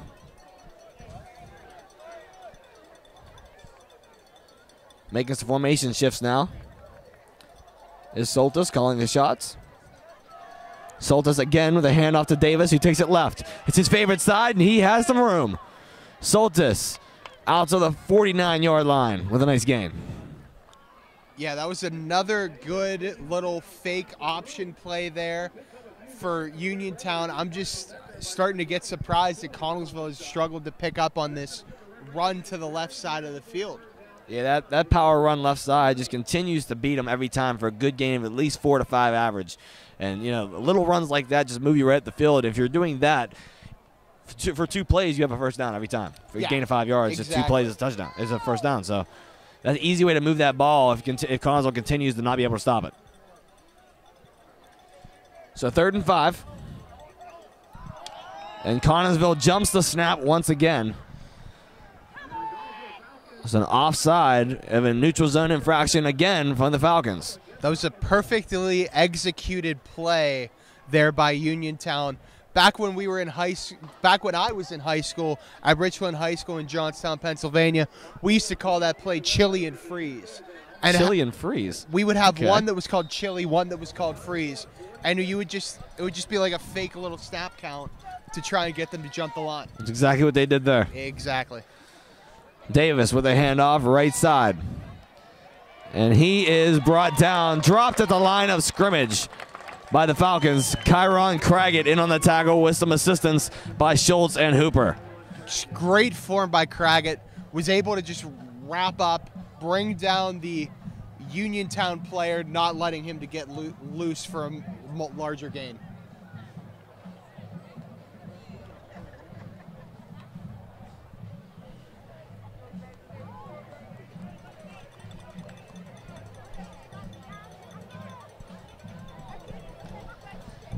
Four wide receivers set now for the Red Raiders here on 2nd and 9. Soltis discussing with his running back in the shotgun. Davis has been that star running back here. And pressure coming. Fires it left side. Wide open.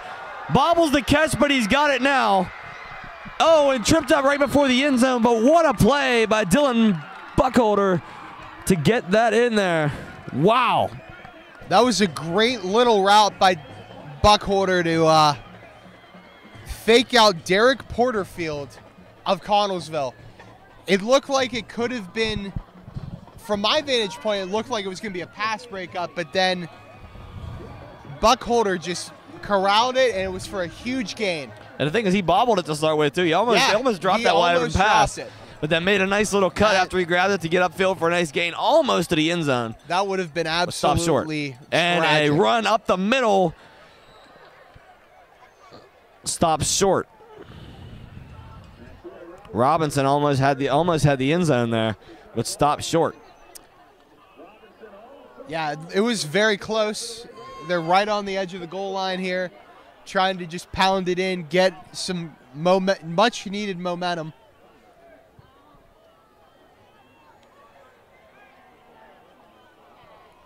And a bunch it's a wildcat formation here. Robinson is in the gun. And a timeout called.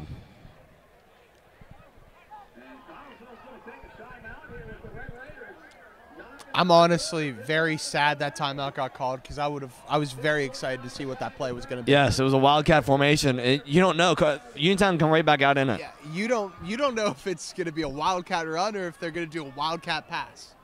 I'd love to see a wildcat pass. I would too. It would be absolutely fantastic. It's something you don't see all the time. That would be the icing on the cake for what a perfect game this has been for me. You know what would be great? You know what would be awesome?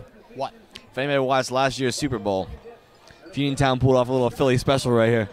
I mean, honestly, they were lined up to run Philly special. Yeah, they could have. In that formation, Philly special was possible. Yeah. Maybe they were going to try it. Yeah, I mean, that's a suspicion. It's very possible. I feel like that's really finding its way into high school football now. I know that they do it at Richland in my hometown, and it's absolutely electric when they run it. Now, the thing is that they do it before the Super Bowl or after? Oh, way after. Oh, okay. It was a flags thrown as they were in a wildcat formation yet again. 2 running backs back. Robinson to take the snap, though. And Coach Cedric Lloyd is about halfway onto the field right now. The coach for Uniontown trying to call the plays to his team. Defense piled up now as Robinson again gets the snap and hands it off to the right side to Davis, who is stopped short. He can't get in. That was a great play. Great awareness there by some of the Connellsville defenders to go over and take that right side of the field just in case they didn't run it right up the middle. They knew what to call. Yeah, they knew what was going on.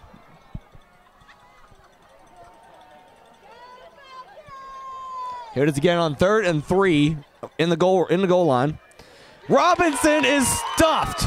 Dyson Rogers on the breakdown right through the line of scrimmage on a safety blitz to put him on the ground with a great stop.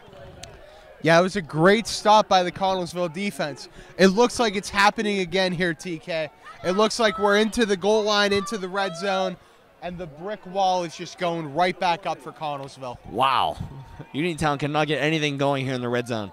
As they struggle with that all game, they get all the way down the field on simple run plays, and then the big pass play, of course, on this one that went to Buckholder. But cutting down in this red zone, and Connellsville has just shut everything down from start to finish. So on 4th and 10, they're going to go for it. Technically still 4th and goal. Soltis in the gun. Looks to snap. Pressure coming. Throws it. And this one is incomplete. Right through the hands of Kyron Craggett, who could have had the interception. But anyway, it's a turnover on downs for Uniontown. Connellsville to take it over at their own 10-yard line. The red zone woes continue here for the Red Raiders. It's very unfortunate because without these red zone woes, this game is just a back-and-forth shootout. It could be, yes. It could have been. But now I feel like Connellsville's really starting to take over here, and they're really just going to put the pedal to the metal and close this one out in style. If they could get another touchdown in this drive, that would definitely get them in the comfort zone and get them a nice, comfortable lead to sit on if they can score again on this drive. Sends McBride in motion, and a flag thrown. This is going to be a false start on Connellsville.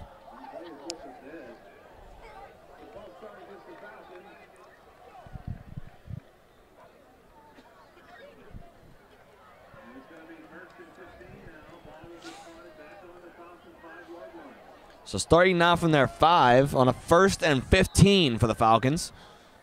So they'll have to come up with something even more enticing to get the defense fooled. As they were on their own 10, now at their own 5. A safety is very likely here if the Uniontown defense can bring the pressure. Yeah, this is a very key situation here. If Josh Mayer can lead the troops and get them out of this situation. He's looking to pass, too. Going deep. And oh, McBride holds it in! McBride! What a gain for the Falcons!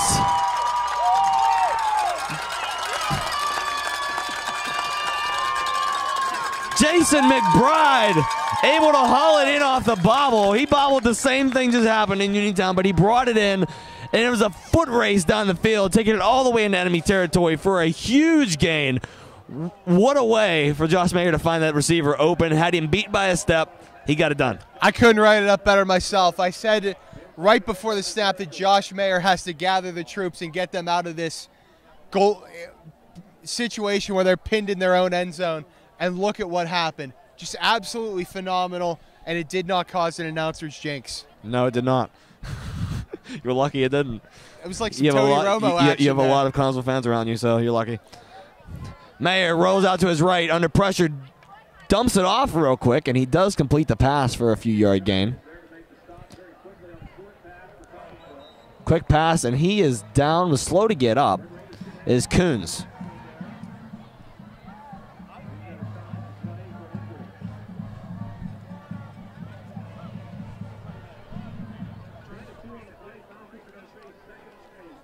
So Coons getting up now. Good to see he's okay. He's going to walk off under his own power.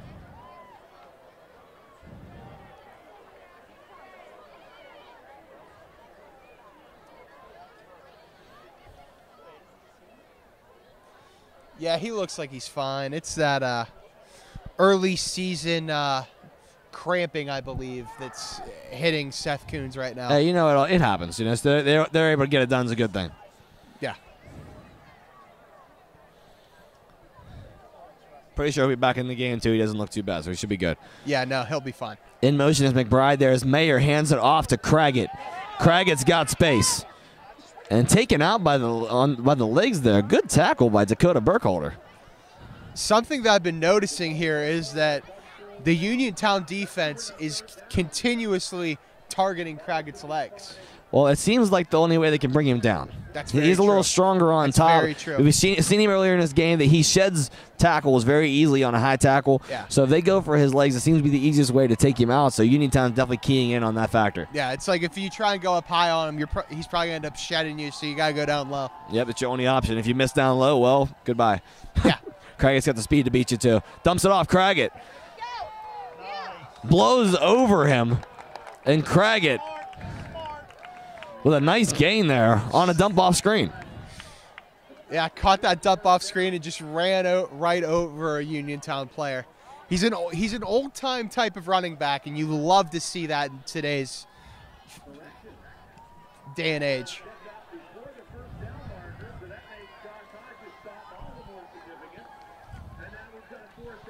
So it's not a first down as we thought it would have been, but he cut out just short. So the 4th and 2 coming for the Falcons as they're set up to still go for it. And that timeout called by the Red Raiders. At least it looks like it anyway. I'm not really sure what's going on. They're probably going to measure it. They may. They might. Cedric Lloyd, for the coach for the Uniontown Red Raiders, out on the field discussing with his players and the referees. Now heading back to his sideline. So 4th and 2, they're still going to go for it. Hands it off to Craggett, who gets up through for the first down and more. Up across into the red zone territory. It'll be 1st and goal for the Falcons. Just another pretty big gain there for Kyron Craggett. He's been the driving force of this game, both offensively and defensively. And if we were to award a Player of the Game award, it has to be going to Craggett. The way it stands right now, yes. We'll see where it goes from after this, but if he gets a 3rd touchdown, I mean, we honestly have to. Yeah. But until then. Mayer with a fake handoff, and he powers it in himself as he runs into the referee. Josh Mayer with the quarterback run. Touchdown, Falcons. It was a good little fake end-around play. Mayer takes it right up the middle for the Connellsville touchdown. And oh my goodness, what a game. It's great to see when your quarterback can get a touchdown for himself. That's awesome. Yes. And they top it all off, the referee standing right in his way when he enters the end He zone. almost ran him right over. I thought he was going to. I thought he was too. Yeah, most of the time you see it and the referees end up tripping themselves. Yeah. So I thought that might have happened. Hammerly punches the extra point through. And that'll make it 28-3. With 2 minutes and 33 seconds to go here in the third quarter, the Falcons have now a comfortable lead in this game. That's right, they do. It's been all Falcons so far. Still have another quarter and some change, so let's see what happens here throughout the rest of this game.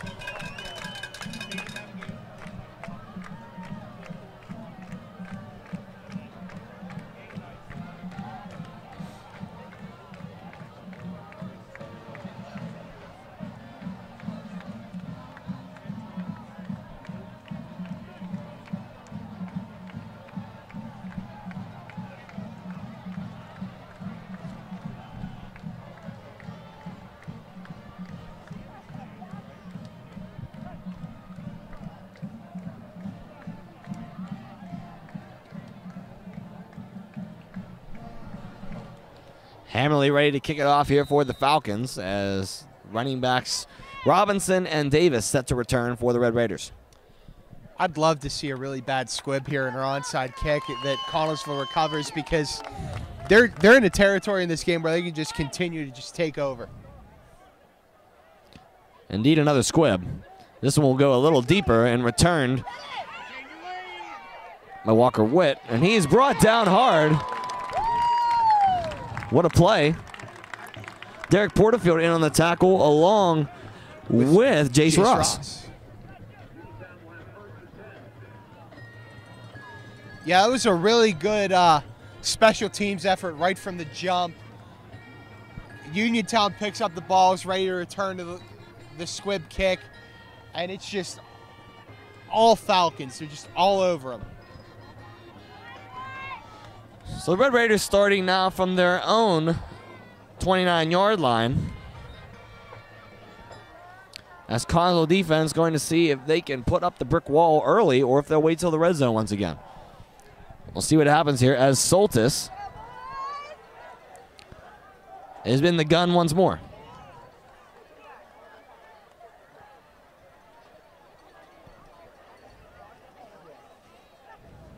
Here's a snap. Looks to pass this time. Throws it out across the middle, and it's caught by Shiley. Brought down by two defenders, and Hooper comes flying in with Dyson Rogers. Rogers with a nice hit late on that play, but no flags. A good hit. Yeah, I'm honestly surprised. You just put the impact on the tackle. That's all it was. Yeah.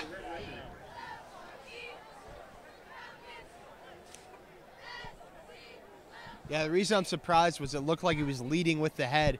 And these days, especially at the high school level, they're calling anything where you try and lead with the head. Absolutely. The concussion protocol was so high. Any hit to the head. So they're definitely calling those plays. Connellsville defense a little jumpy as Soltis sends a man in motion, and he's back to pass, but he hands it off to Davis. Left side run again. Davis has open space. Hurdles a man. As Dyson Rogers goes for the legs, what a hurdle by Davis. With a big gain there for the Uniontown offense. This has really been quite the running back showdown between Javon Davis and Kyron Craggett. But Davis has just nothing to show for it except for his yards. Davis has a lot of yardage. We do have an injured player there with Dyson Rogers down on the sideline for the Falcons, down near that Uniontown sideline.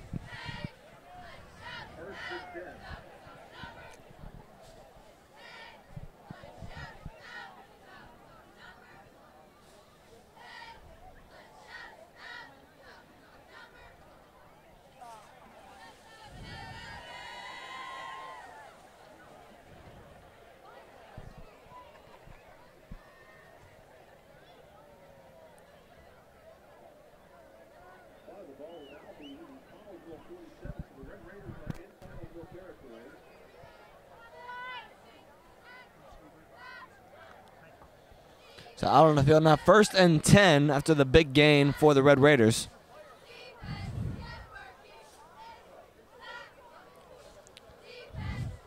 Kind of back into the huddle there, and no, they're still going to do. Dyson Rogers still down on the sideline.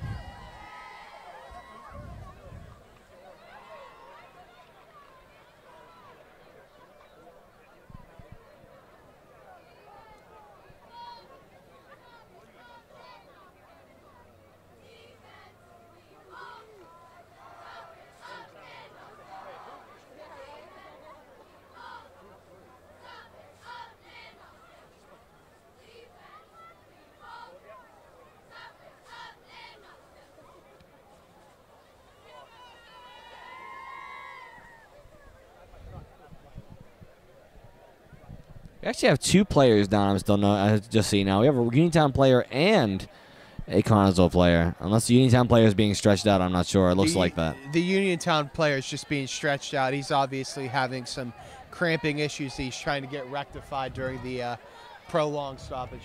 As Rogers is making his way to the sideline under his own power. So that's good to see. Yeah, definitely good to see Dyson Rogers get up and walk off on his own power, because we had a little bit of a long stoppage. Normally when you have those long stoppages, it doesn't end up being good, but I think he might have just got the wind knocked out of him and he's okay. So 1st and 10, ball on the 47. Soltis gets that snap and hands off to Davis, up the left side again, and flag thrown as Davis scrambles for about a 2 to 3 yard gain. Yep, this one's going to end up coming back on a holding call. Holding call for the Red Raiders. That's another thing, too, with the penalties. Uniontown's had numerous penalties that have drawn them back every time they seem to get the little thing going, and it just sets them back on that momentum every time. Yeah, exactly. I mean, I'd much rather, if I were a fan or a coach or a player, I'd much rather Uniontown get a holding call than hold it back, than like have some random personal foul occur. Right, yeah.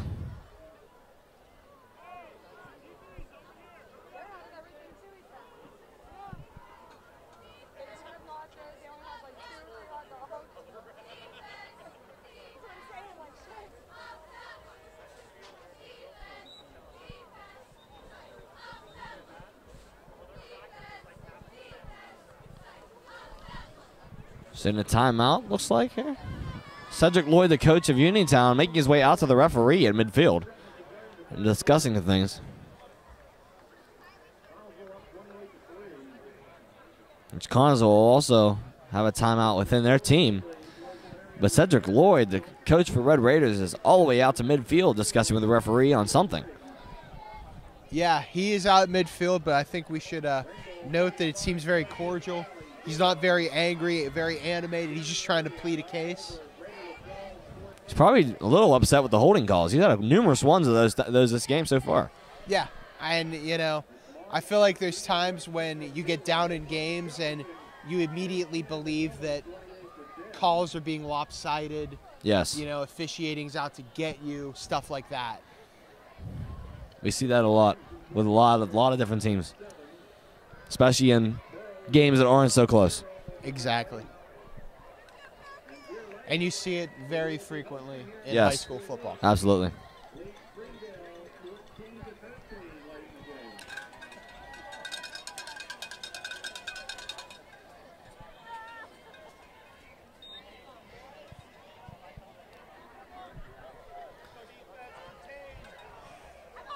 So now it's Soltis in the gun. Jake Shiley calling some manager plays as a captain of this team. Soltis now with a snap. Hand off to Davis, left side again. Wide open lane. Hurdle once more for Davis, and he is brought down hard. But what a gain by Davis as Dyson Rogers was out there on the stop. That is just an absolutely fantastic display of athleticism there for Javon Davis. Just absolutely unbelievable that he can hurdle defenders not once, but twice on 2 different plays. On 2 consecutive plays, might I add that as well. And the amount of height that he gets on his hurdles. I mean, you see a lot of players, even in the NFL, that when they hurdle, they're barely grazing the top of the helmet of the defensive player, aiming at their legs. Javon Davis is leaps and bounds above the defensive player. He is leaping high on those hurdles. I don't know if he is or not, but you got to. If you're the track coach, you got to get that kid on the team. On hurdles, right? Yep.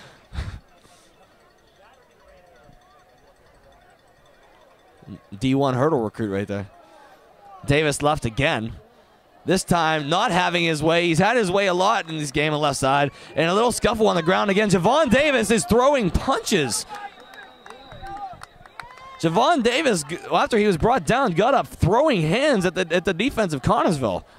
The flag's immediately throwing after that. See, like I said earlier, I said it was going to get real chippy as it started to get later in this game. And it has with that for sure. Yeah, we're gonna have to wait and see what happens here. He was definitely throwing hands at the Connellsville defense. Because there's something's telling me this is not only going to be your traditional 15-yarder. This could be more. Yes. It's against Connellsville. So they ruled that Davis was a retaliation towards something done by Connellsville. Could not see what was done by Connellsville, but I guess something was done. Yeah. It could have been verbal. We may not have seen, but he might have heard. Yeah, you never know.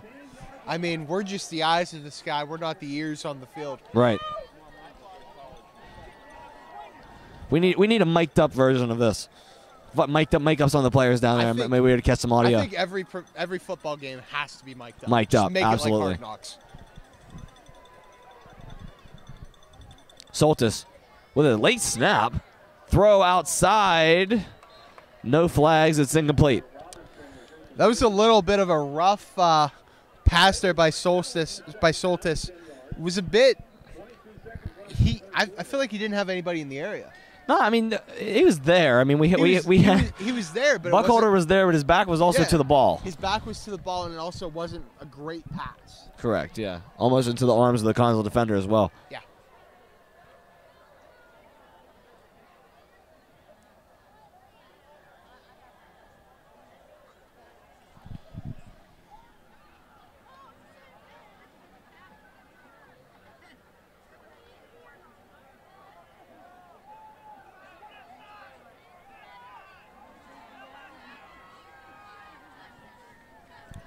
All right, we're getting into red zone territory here. Let's see what happens. Let's see if Uniontown can finally come through. Here we go. Soltis in the gun. Looking for their first touchdown of the game. It's a high snap caught by Davis on a high jumping catch. Trying to make some moves around, and he breaks free. He's brought down, but not after gaining more yardage than he originally would have had. See, that's the thing that's the downside effect to tugging the jersey. You're not wrapping up and making the tackle, and the player can still get loose, just like Javon Davis just did that. And he has the athleticism to get loose. Indeed, if you're not wrapping him up correctly, he's going to break the tackle. Exactly. At the end of the third quarter, that does it for that. 1 quarter remaining here. Score 28-3 in favor of the Falcons with 12 minutes remaining in this game. 1 more quarter to go. The Red Raiders inching closer to the end zone in hopes to score their first touchdown of this game as Connellsville hopes to put up that brick wall once more.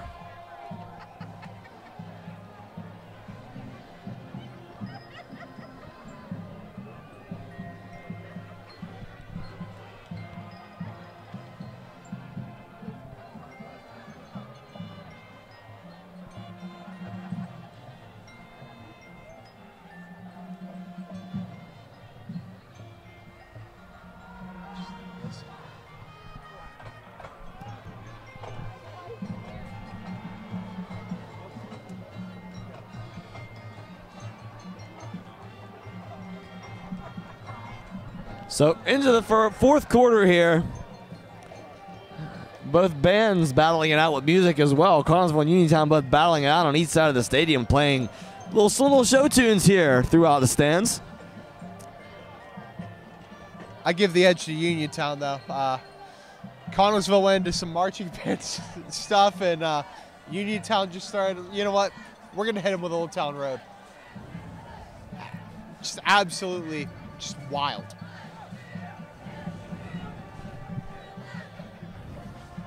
That was all on xylophone, I think, as well, on bells, yeah. Yeah, all on bell chimes.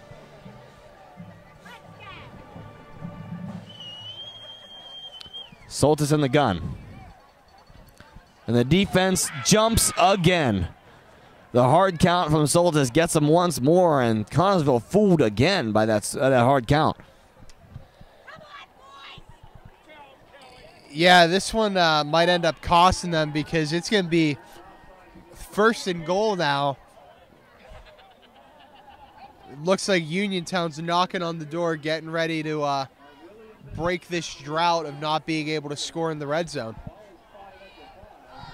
You know, an early touchdown in his 4th quarter, they have a lot of time. They could easily pull some momentum together and make this comeback. Definitely. They have a lot of time, a full quarter. Soltis making a hard count again. Connellsville getting jumpy. Soltis back. Pressure coming. Fires in zone. One-handed grab. Pulls it in. Touchdown. Jake Shiley. What a grab. That was an absolutely phenomenal grab. Just great athleticism there by Jake Shiley and great hand-eye coordination to make the diving one-handed grab. We got to try and get that man on SportsCenter. Oh my goodness, SportsCenter top 10 this week, and it's not even the first week of the high school season. SportsCenter doesn't have that much right now. They can put one on. Yeah, we're put one on. We're in the off season. Yeah, they can put all one they on. have is baseball. So yeah, you can add football to it. Let's get some high school football on SportsCenter. I mean, he has the potential to make the catch. He made one down here on this side of the field earlier. The extra point is up. And no good. Left of the upright. So 28-9 is your score right now with the missed extra point. But a touchdown indeed. The first touchdown pass of the game for Craig Soltis, ending up in the hands, or should I say one hand, of Jake Shiley with an amazing grab in the end zone. That's right, TK. And like you said earlier, there's still enough time for Uniontown to come through, string something together. They just need to get a couple key stops on defense, and they'll be in business for potentially coming back in this game. There is a potential. If Connellsville can score here, though, that could be a... Could be over. Could be could be the nail in the coffin. Could be what I like to call Goodnight Moon.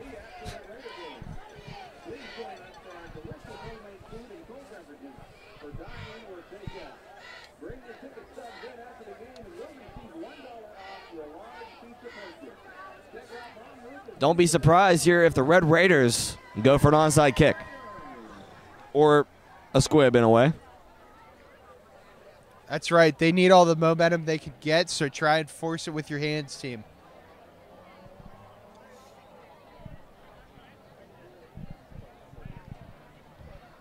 There's a lot of pressure here on both teams to see if they can either hold the lead or, in Uniontown's case, gain the lead. So Connellsville can't take that pressure too seriously when they're on offense either, because that can cause some mistakes.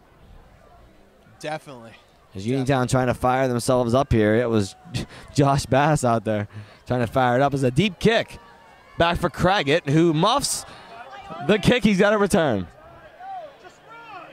He makes some moves, shakes some tackles, plowing through some people and running forward as he's drugged down around his own 10 as Craggett is down. Yeah, and he gets himself up. That's a good sign. But he is limping out the field again. He was thrown down hard after that tackle. Yes, he was, but the Falcons were flirting with disaster there by that muffed return by Craggett, and he did a little shake and bake, tried running up the middle, tried running through some people, and he got a somewhat decent gain out of what could have been a disaster scenario for the Falcons. So 1st and 10 from their own 13. Josh Mayer, one man back, sends Hooper in motion and does toss it to him. Hooper makes a cut and makes another cut, and he has space. Ahmad Hooper, double cut and brought down out across midfield to the 47-yard line. before he's brought down. Ahmad Hooper with a nice gain for the Falcons, getting them out of that deadly territory near their own goal line. There's one thing about this Connellsville team. They're so clutch whenever they get themselves in a bad situation.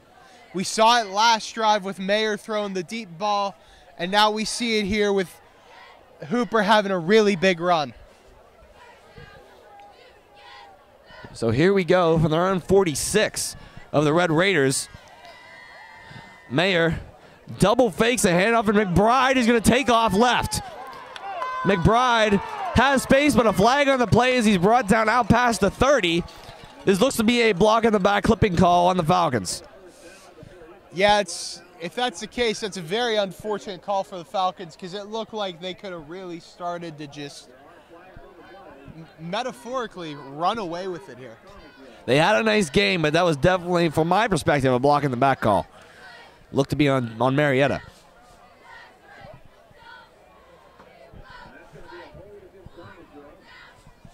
Be a hold. Pretty much the same type of deal. Yeah. A little less of a yardage penalty, but yeah.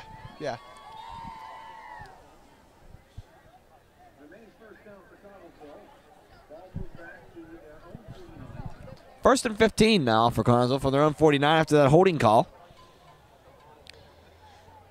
10:42 to go here in the game. Mayer sends Hooper in motion. Instead hands it off to Craggett, who spins off a tackle, stiff arms a man, and he is still going. Up across the markers for the first down, out to the 33-yard line. Craggett can do it all, man. We see him running through guys. He just spinned a guy out, continued to run upfield for a huge gain. And stiff arm another one. And he put him on the ground. Stiff arm. He's throwing out the entire bag of tricks here tonight at this Red Raiders defense. But everything that you've seen from Craggett is what makes a star running back, and he is definitely showing them what he has tonight. Absolutely.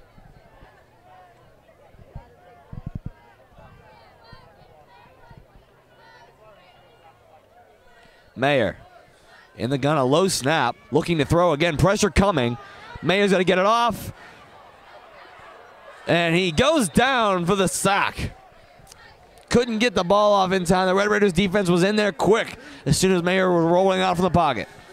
Yeah, they were all over him. I think it was the wiser choice to just go down and take the sack rather than throw it and make a mistake and potentially throw an interception or get a intentional grounding call, because that's the last thing you want in this game at this point when you have the opportunity to just go and run away with it. And almost like those yards that Craggett just picked up are erased now. Yeah. With that sack. It's 2nd and 22 from the Falcons' own 46. They need a big play here to get those yards back. Mayer has Craggett back. Sends Hooper in motion as he's done most of the plays tonight. Looks to throw. Throws it out. Craggett brings it in one hand and only gets about a yard or two out of that. We can add another one to the arsenal of Kyron Craggett, the one-handed snag. He's also Saquon Barkley with that one-handed grab he had last season. Remember that? Yeah, yeah. In Penn State 2 years back, he had that one-hand grab. He just grabbed and ran it for a touchdown. He's showing him same skills with right there. Craggett honestly reminds me a little bit of Saquon Barkley, yes. In the regard that he's not just a one-dimensional back.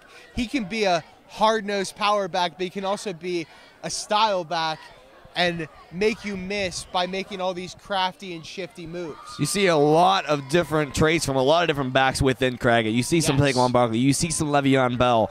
You see some power moves. I mean, oh, another stiff arm from Craggett, but gets drugged down anyway. But what a move as he continues to impress here tonight.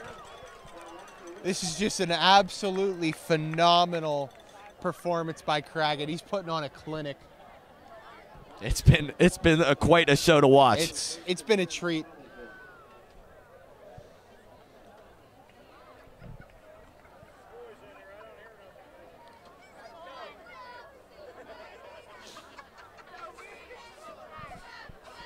So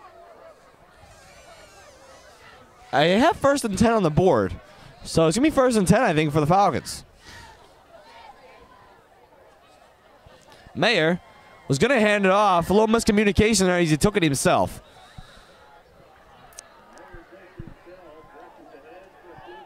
Yeah, I'm not really sure what the case was there, but you could tell there was a bit of a miscommunication. But Mayer just said, you know what, guys, I got this. And he took it up the field for a short gain. Any gain's better than no gain. Or a loss. That's true. We'll take him any. Something's better than nothing. Yeah, exactly.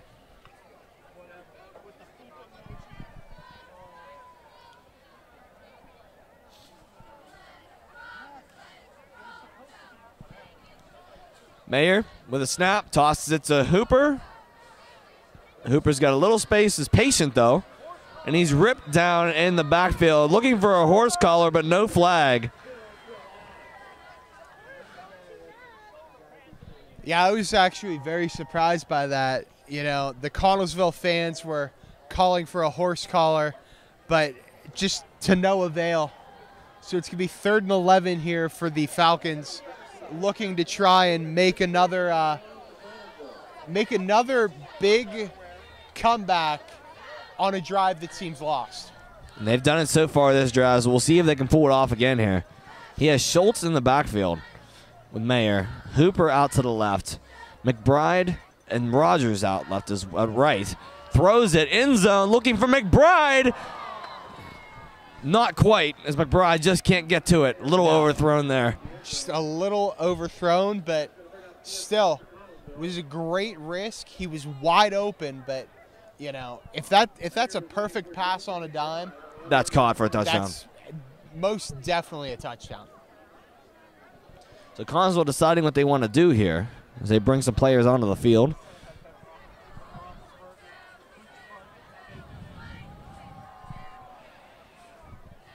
Discussing in the huddle here. It's 4th and 11, and they will indeed go for it. As Mayer is back in the gun. 4 receivers. Craggett not on the field for the past 2 plays. And he's kneeling on the sideline, as we can see. He's been the star to hold this drive together. Could be maybe a slight injury or something for Craggett. Was maybe why he's not on the field. Yeah, I'm not really sure. I think we need to keep in mind he's just been basically a one-man wrecking crew on offense this entire game. So he deserved a rest. Yeah, every player needs a break. Yeah, definitely. Timeout called here, and we'll see what happens after they come out of the break.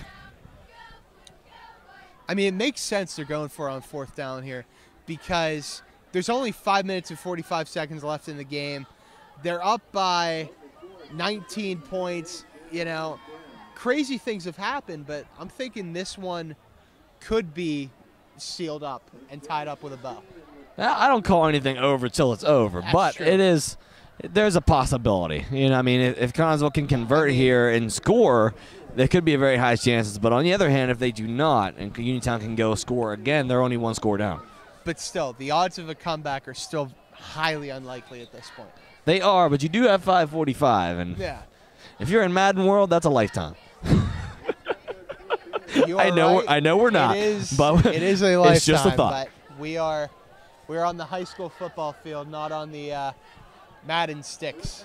I mean, if we're referring to anything of the Pittsburgh Steelers, didn't they have that one year where they scored that one, like 3 touchdowns in so many seconds? Yeah. Anything can happen. So run for Hooper, and he's going to throw. Oh. Outrun some people, and Hooper's going to take it himself. Hooper's got space and makes a man miss. Don't know if he got the first down, but he did get some nice yardage. Regardless, and that was...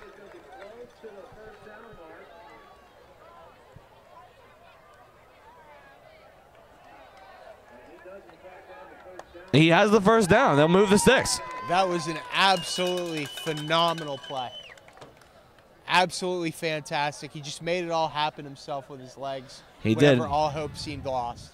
When he went to the right side, there was nothing there. He was looking to be a hindback pass. Yeah. But then had to cut it back right. Had to cut back to the left. My mistake, and take it to himself.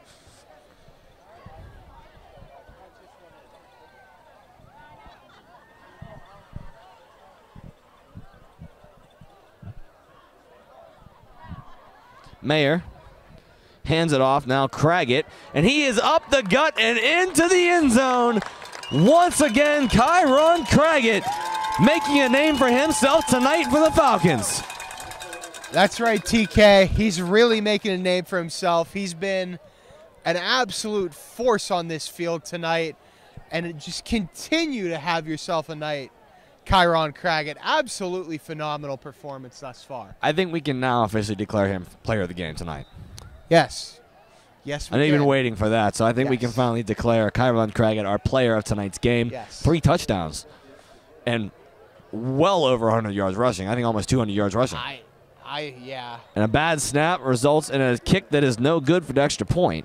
Yeah, he didn't get the field goal, the extra point, but he almost kicked it into the soccer net.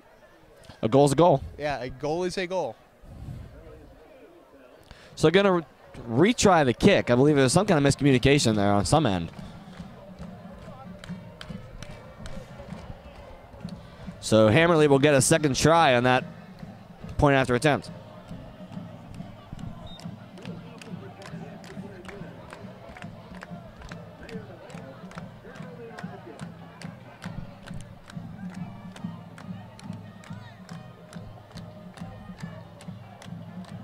And this kick is up and good.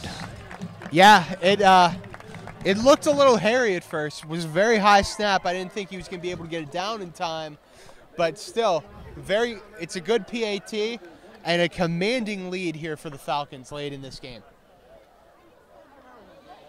35-9 with just over 5 minutes to go here in the game. Connellsville has again shown a great performance here to start off their season. Yeah, most certainly is. I feel like this is a great way to kick off your season, show everybody in your conference what you're made of by having a great showdown like this, and hopefully it continues on into the season for Connellsville. Indeed, for sure here is Connellsville lining up to get the kickoff here. Lucas Hammerly ready to go. Returning back is Davis and Robinson. The ball has only made it back to that location once this game, as most of them have been squib or onside kicks for the Falcons. That's right. The game plan has been to squib it and onside it and stress out the up men for Uniontown, and so far it has worked to it like a charm. We'll see if it continues here. I mean, I think it's pretty safe at this point to kick it deep, but you never know. I'm not the kicker. I don't know. Hammerly having a little trouble. They're keeping the ball on the tee. Seems to have it now, so we'll get the kickoff. The left-footed kicker, Lucas Hammerly, to kick it away. Indeed, again, will squib. This time returned by Witt. The ball is loose and recovered by the Falcons. A bone-jarring hit knocks it loose. What a hit. And Connellsville picks up the possession once again. Well, looks like we're just going to keep going.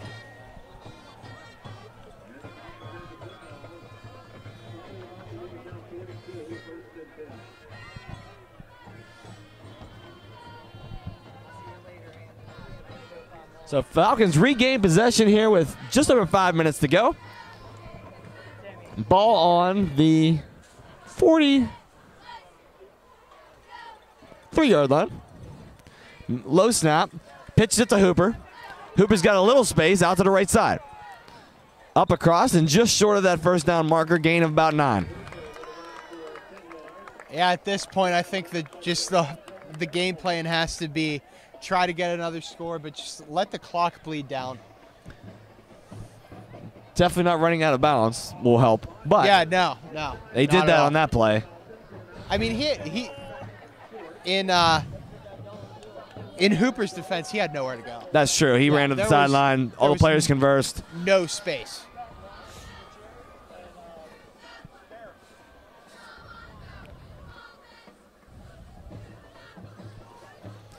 Here is Mayer now for the snap. Sends in motion. Gives it to Dyson Rogers, his first carry of the game. And Rogers has some space. Dyson Rogers making his way up through. Out across the 20-yard line. That was a pretty big gain there for Rogers, who's been a force on defense. Now he's getting involved in the offensive game a little bit. So it's good to switch up positions. Yeah, definitely. Good to just be a well-rounded player and be an athlete. So with another first down here with 4.5 minutes ticking on the clock, the Falcons will run up to the ball once more, and a timeout called for Uniontown. Yeah, sometimes when you get down here late in the game, it might be a runaway. If you're a coach of that team that's getting blown out, what's the strategy? I mean, is there a strategy to try to get something still good out of this game? I mean, I think you got to just try and look for the little victories at this point because, you know, there's no way you're going to be able to come back in this game. You're down 35-9. You need to just try and get some kids work out some kinks, and continue to persevere through the beginning of this season. Try to find a rhythm and change the tide. You know, there's a lot of teams too that look at, you know, executing plays. You know, sometimes it comes down to these times in the game where, you know, they're down big, but they still don't want to see their players slacking off. If the players slack off, that's an easy way for a coach to say they're not giving effort just because they're down. They want to make sure that they can still execute their plays well, still continue to work as a team and get things done. Because if not, you're not improving your point. You're not improving your point in any way just by taking the loss. Yeah, that's the thing I think a lot of coaches look for. They look for the guys on their team who have the character to continue to give 110% while you're getting blown out. And a little miscommunication, but ends up handing it off to Hooper, who does get some space. And Ahmad Hooper takes off right side into the corner for the touchdown. Hooper with his first of the game for Connellsville as they continue to run the score up. That was a great play. It started off looking very, very bad, but yes, it's just Connellsville's night tonight. Everything has gone right thus far, and just they're going to keep on keeping on here.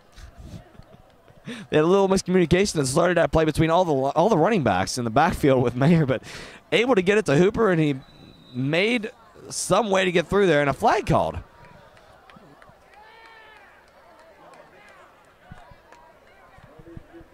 Unsportsmanlike conduct against Uniontown.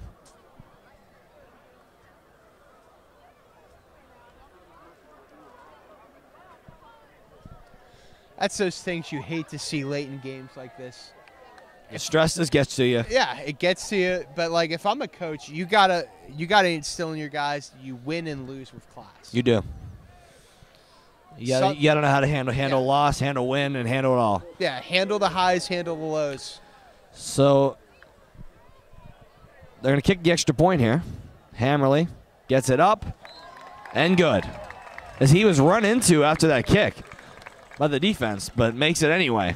And it'll be a score of 42-9 with 4 minutes and 20 seconds to go. We have an injured player on the field for the Uniontown Red Raiders. Slow to get up. He will get to his feet, but not without a little assistance from his teammates.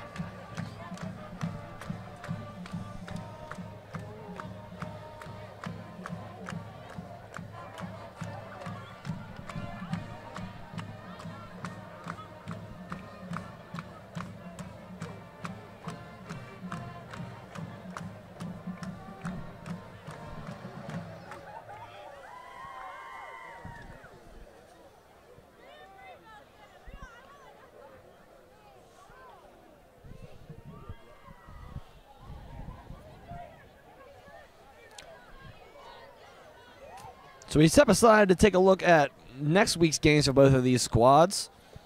Connellsville at home next week at their home stadium in Connellsville High School.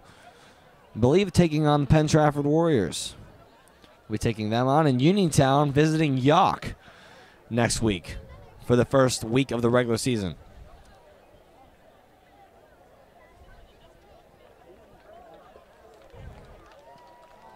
As Uniontown player making his way off the field with some assistance from the coach and the trainers.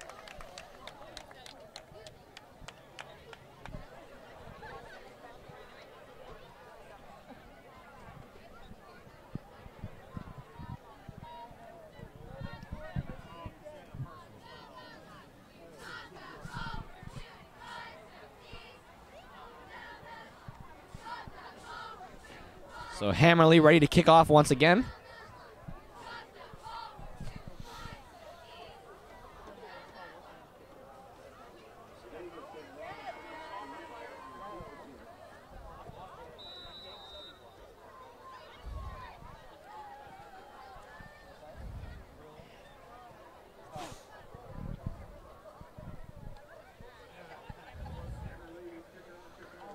Here is Hammerly.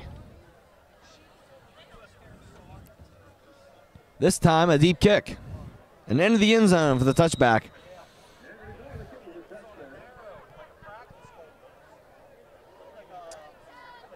Uniontown will take over now. Yeah, I'm expecting a pass-heavy offense here for the rest of this game for Uniontown. Probably just trying to get something going. Try to get it quicker down the field. However, that run game does seem to work. Yeah. So they can get a consistent run game going, maybe a no-huddle offense, keep the defense on their toes. Maybe they can move the ball down the field pretty quickly. Yeah, the only issue is with the run offense is their run offense is giving them so many big gains, and whenever you run no huddle, you got to get all the guys down the field super fast. That's true. It wears them out quicker. Exactly. So Soltis back in the gun, 3-receiver set. This time he does pass. Goes deep and incomplete, looking for Jake Shiley.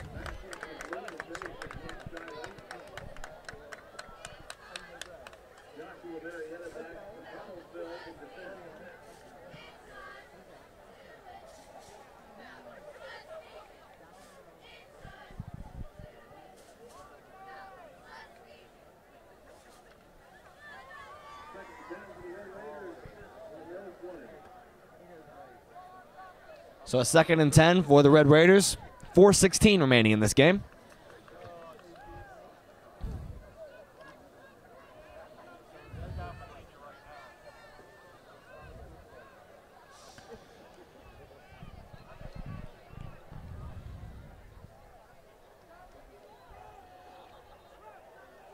Soltis, handoff.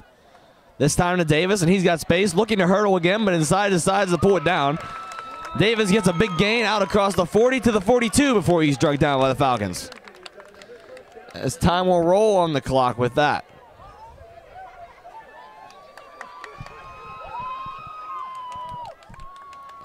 Under 4 minutes to go. As the Red Raiders make a quick substitution before getting up to the line of scrimmage.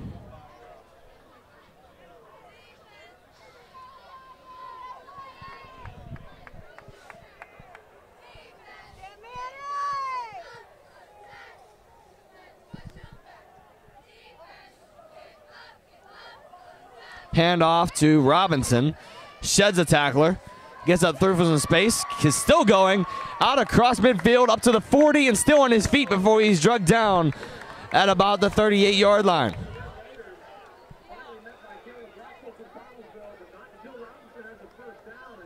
Another first down here for the Red Raiders, moving on that run game, Doug. Not really focusing on pass too much, but continuing to move that ball on the ground. That's right. I mean, they did try to address the pass game a little bit, but that single pass play on this drive looked like a absolute disaster. So stick to what's been working. Try and maybe score one more touchdown. See what happens. Yeah, see what happens. Soltis with 3:21 on the clock as the clock stopped when he ran out of bounds. Run by Davis as he's got some space again left side. Shakes off a tackle and a flag thrown. And this one's going to be against Uniontown. Yes, it is. Looks like it's going to be a block in the back. I got to say, though, I think it's impressive how the official's throwing his flag. He's just not throwing it up in the air. He's like just whipping it out. Yeah, he was on the sideline near the 20-yard line, and that flag made it all the way out to the middle of the field at the 40. Or no, the 35. My mistake. Like, he threw that flag. Yeah, he lobbed it. I mean, that's the definite definition of term throwing the flag. Yes.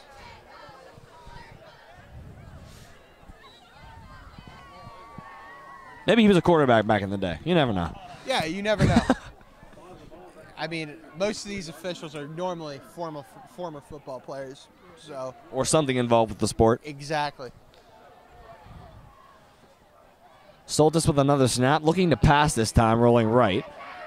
Fakes it, pulls it down, throws it this time, and this one, oh, after a battle for it, it's pulled in by Jake Shiley.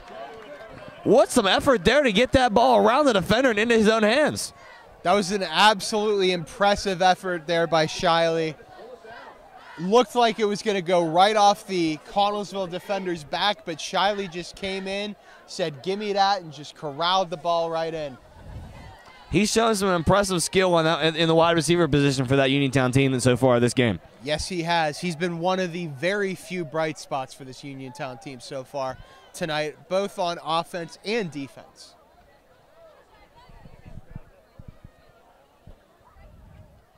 So here we go again with 2 minutes and 12 seconds and counting. Soltis with a snap. Fakes the handoff, throws end zone, looking for Shiley again. Grabs it for the touchdown, Jake Shiley.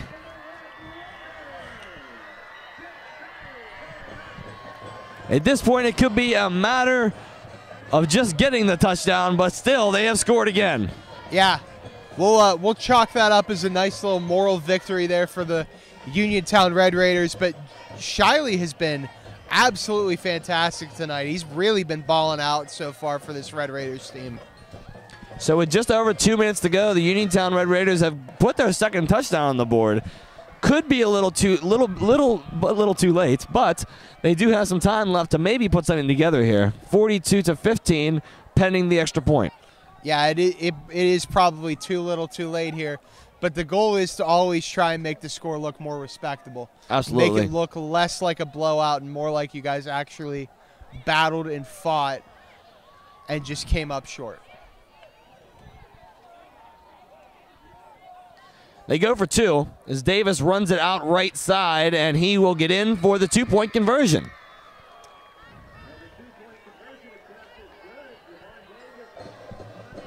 (42-17) now with 2 minutes to go here in the game.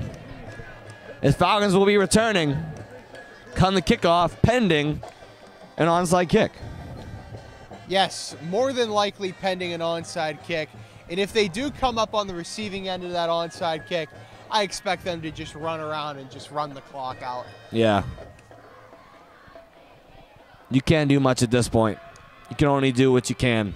Yeah, it's to the point now, like, where if you continue to just keep running it up, it's going to look like bad sportsmanship, and you might get yourself into a bad situation. You most likely just keep the ball on the ground, get some yardage, drain the clock. There's no 2-minute warning in high school football, so don't have to worry about that. Stoppage of play.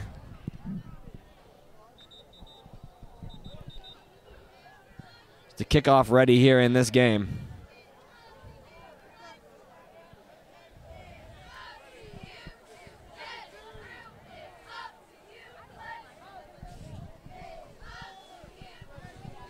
Kickoff ready now for the Red Raiders. They could potentially try the onside, or they could just kick it deep. They have both options here. Either one could result in the same thing. That's right. And the kick will indeed be an onside off the helmet. And this one fought for, looked like Uniontown had it at first, but Connellsville is going to come up with that. It's Gabe McCrum going to take the receiving end of that kick. Almost a deadly situation there for Connellsville, bouncing off the helmet. Yeah, it went off the helmet and just started ping-ponging around everywhere. And it looked like it was going to be Uniontown ball, but, you know, I think Connellsville, they kind of just have that luck tonight. Just came up on the receiving end of that onside kick.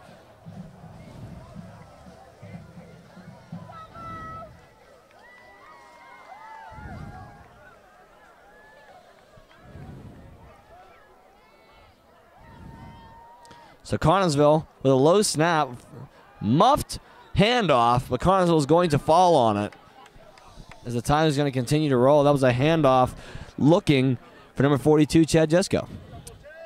Yeah, that was a very, it was a head scratcher of a handoff, but It's all good. They came up with it, and still Connellsville ball.